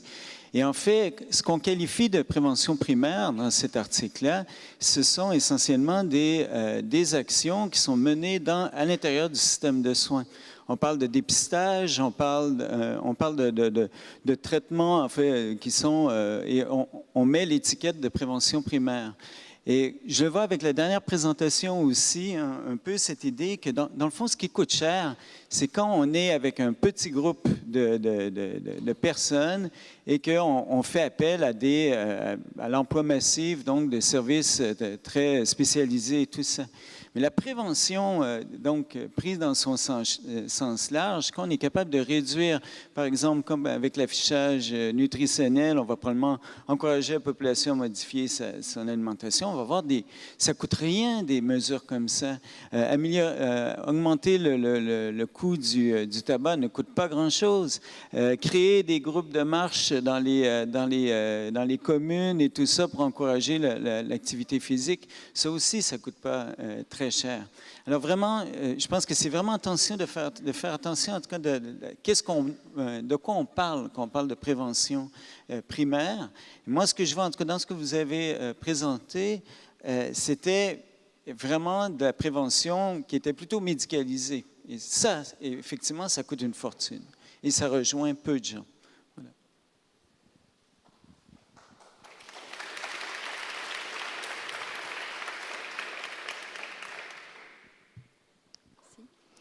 Oui, bonjour, Anne Gallet, Santé publique France. Je voulais aussi revenir sur les deux premières présentations et ma question va aussi faire écho à la dernière. C'est que tout ce qui a été présenté en termes de coût-efficacité sur les interventions, dans le fond, et M. Dervaux, vous l'avez dit, ce qui compte, c'est le présent. Hein, et les personnes, et nous sommes tous ici plutôt sensibles à qu'est-ce qu'on va avoir dans l'immédiateté en termes de résultats et de bénéfices. Et est-ce qu'on prend en compte dans toutes ces analyses le déplacement en fait de ces coûts sur justement la fin de vie, dans la mesure où là on cherche à agir avec des interventions pour soit éviter l'arrivée de la maladie ou limiter ses conséquences dans la prévention secondaire ou tertiaire, et donc retarder et donc augmenter l'espérance de vie et de meilleure qualité. Ceci dit, on est programmé pour vieillir et pour mourir, et que la fin de vie est toujours de toute façon un peu compliquée d'un point de vue de l'état de santé, même si on a essayé de faire au mieux en termes de prévention tout au long de sa vie.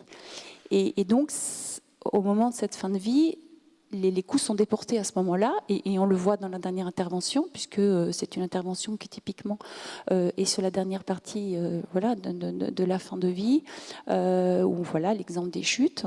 Et donc on déplace les coûts à un moment donné de toute façon. Donc est-ce qu'on prend en compte ce report et ce déplacement des coûts et donc après, la question aussi derrière, c'est du choix et des priorités qu'on fait, et est-ce qu'on est prêt en fin de vie effectivement à reporter ces coûts? Sur la question, cette question-là, la réponse est non. Enfin, en ce sens où ce qu'on prend en compte dans les analyses médico-économiques, c'est toujours les conséquences à terme nécessaires, enfin, je veux dire, le plus long terme possible pour intégrer toutes les conséquences, mais liées à l'intervention. C'est-à-dire, en gros, on ne prend pas en compte les coûts qui seraient liés à autre chose qu'à l'intervention. Donc, en fait, la question du report sur les fins de vie, etc., n'est pas abordé si ceci n'est pas en lien directement avec l'intervention. Hein, donc c'est ça la question.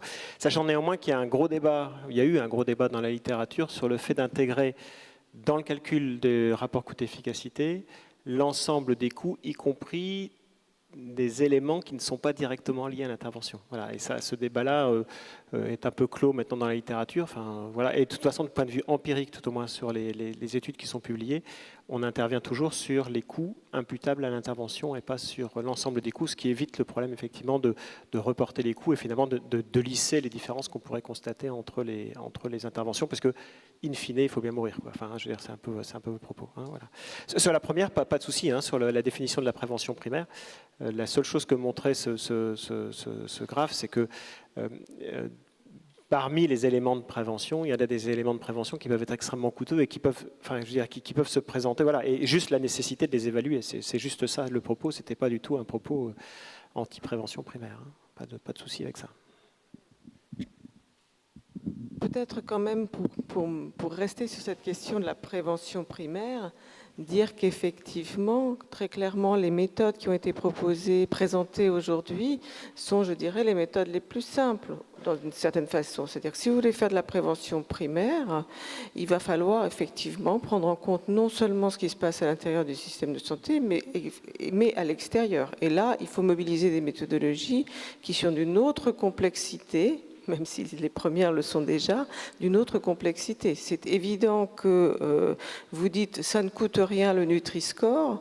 pour avoir été impliquée dans la construction de stratégies en matière de lutte contre l'obésité et les risques associés à une mauvaise alimentation, je peux vous dire qu'il y a des milliers de personnes qui ont travaillé pour construire les éléments qui ont permis de développer ces stratégies et d'arriver à prouver justement, à donner les connaissances. Alors après, que l'implémentation, entre guillemets, coûte peu, je crois que là encore, quand on voit tous les efforts qu'il faut déployer au quotidien, et je pense qu'on en parlera demain, pour développer une politique de l'alimentation qui soit bénéfique pour la santé, je serais moins optimiste que vous ne l'êtes quant au fait que ça ne coûte rien.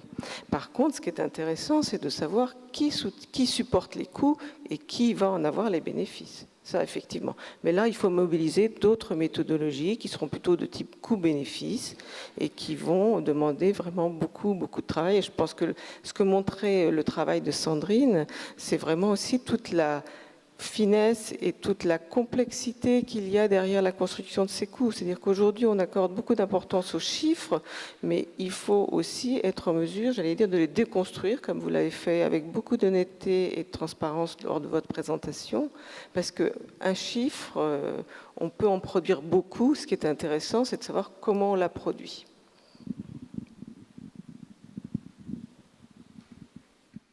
D'autres interventions dans la salle? On est un peu à contre-jour, donc c'est... Voilà.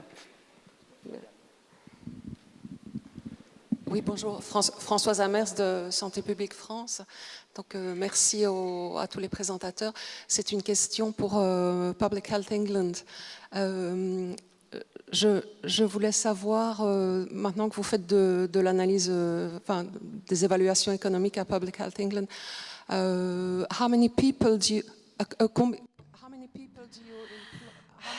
Combien de personnes employez-vous dans votre département ou votre service qui font ce genre d'analyse économique? Parce qu'il me semble que c'est quelque chose que nous voulons faire aussi au niveau de Santé publique France. Et nous savons qu'il faut des ressources pour mener ce genre d'analyse en ces temps de contraintes budgétaires. Et donc, j'aurais voulu savoir combien de personnes vous employez. Alors, pas tant que ça. Nous avons en tout 5000 employés, donc que ce soit pour ce qui a de la prévention ou des changements de comportement, amélioration.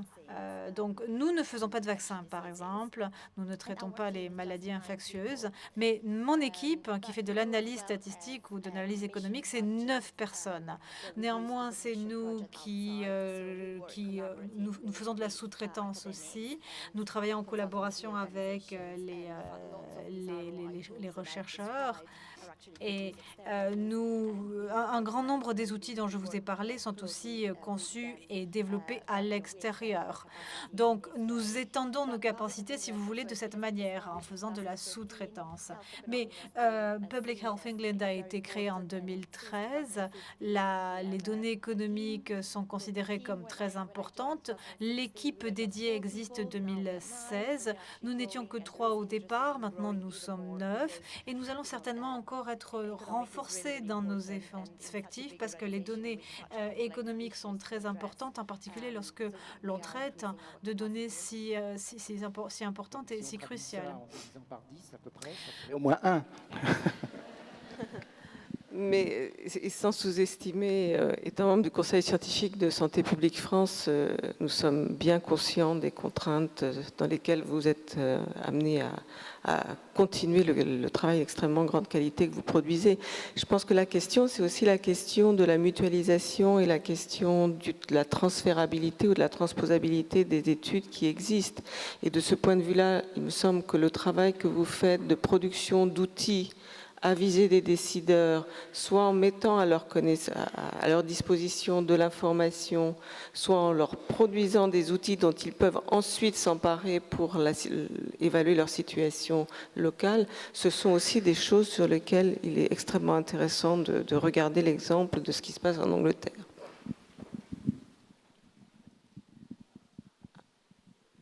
Oui. Ce sera sans doute l'une des dernières interventions, voire la dernière, me souffle mon voisin. Oui, bonjour. Françoise Tenenbaum, je suis membre du comité d'orientation dialogue de Santé publique France. Et ma question s'adresse à Madame Sandrine Dufour-Kiplen. J'ai été très intéressée par votre étude et j'aimerais savoir si vous avez pu vous référer, lire une étude du même genre qui a été publiée en 1995 par le Comité français d'éducation pour la santé et évidemment à laquelle j'avais participé en région Bourgogne, qui est l'évaluation des ateliers équilibre, qui avait aussi été faite avec une enquête avant-après, et où on avait montré que les gains étaient surtout des gains, d'une part psychologiques, on arrivait à mobiliser des personnes qui ne bougeaient pas auparavant, on arrivait surtout à leur apprendre à se relever des chutes, puisque beaucoup de chutes ne sont pas traumatiques, mais que si on n'apprend pas à se relever, on reste des heures par terre, et là, à ce moment-là, l'impact psychologique est très important, et que, en termes d'éviter de chuter,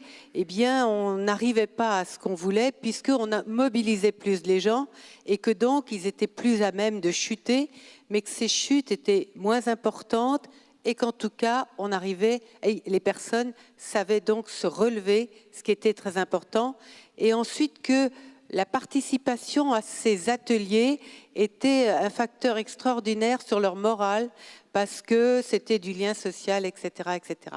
Est-ce que vous avez pu au moins trouver cette étude? Merci beaucoup. Oui, je travaille avec Madame Dargent, qui a beaucoup travaillé sur cette étude.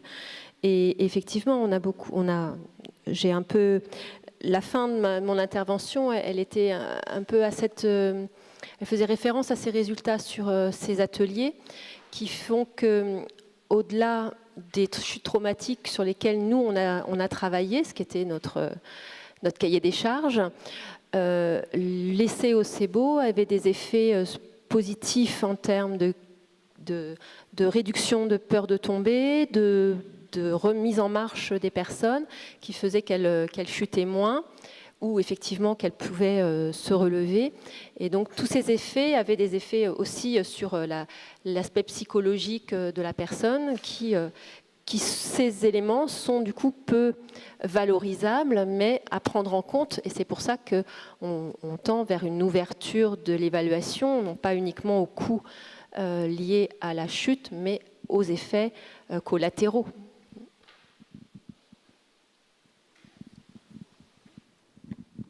Bon, il est presque midi, donc on vous remercie beaucoup de votre attention et on peut applaudir une dernière fois les trois orateurs. Merci.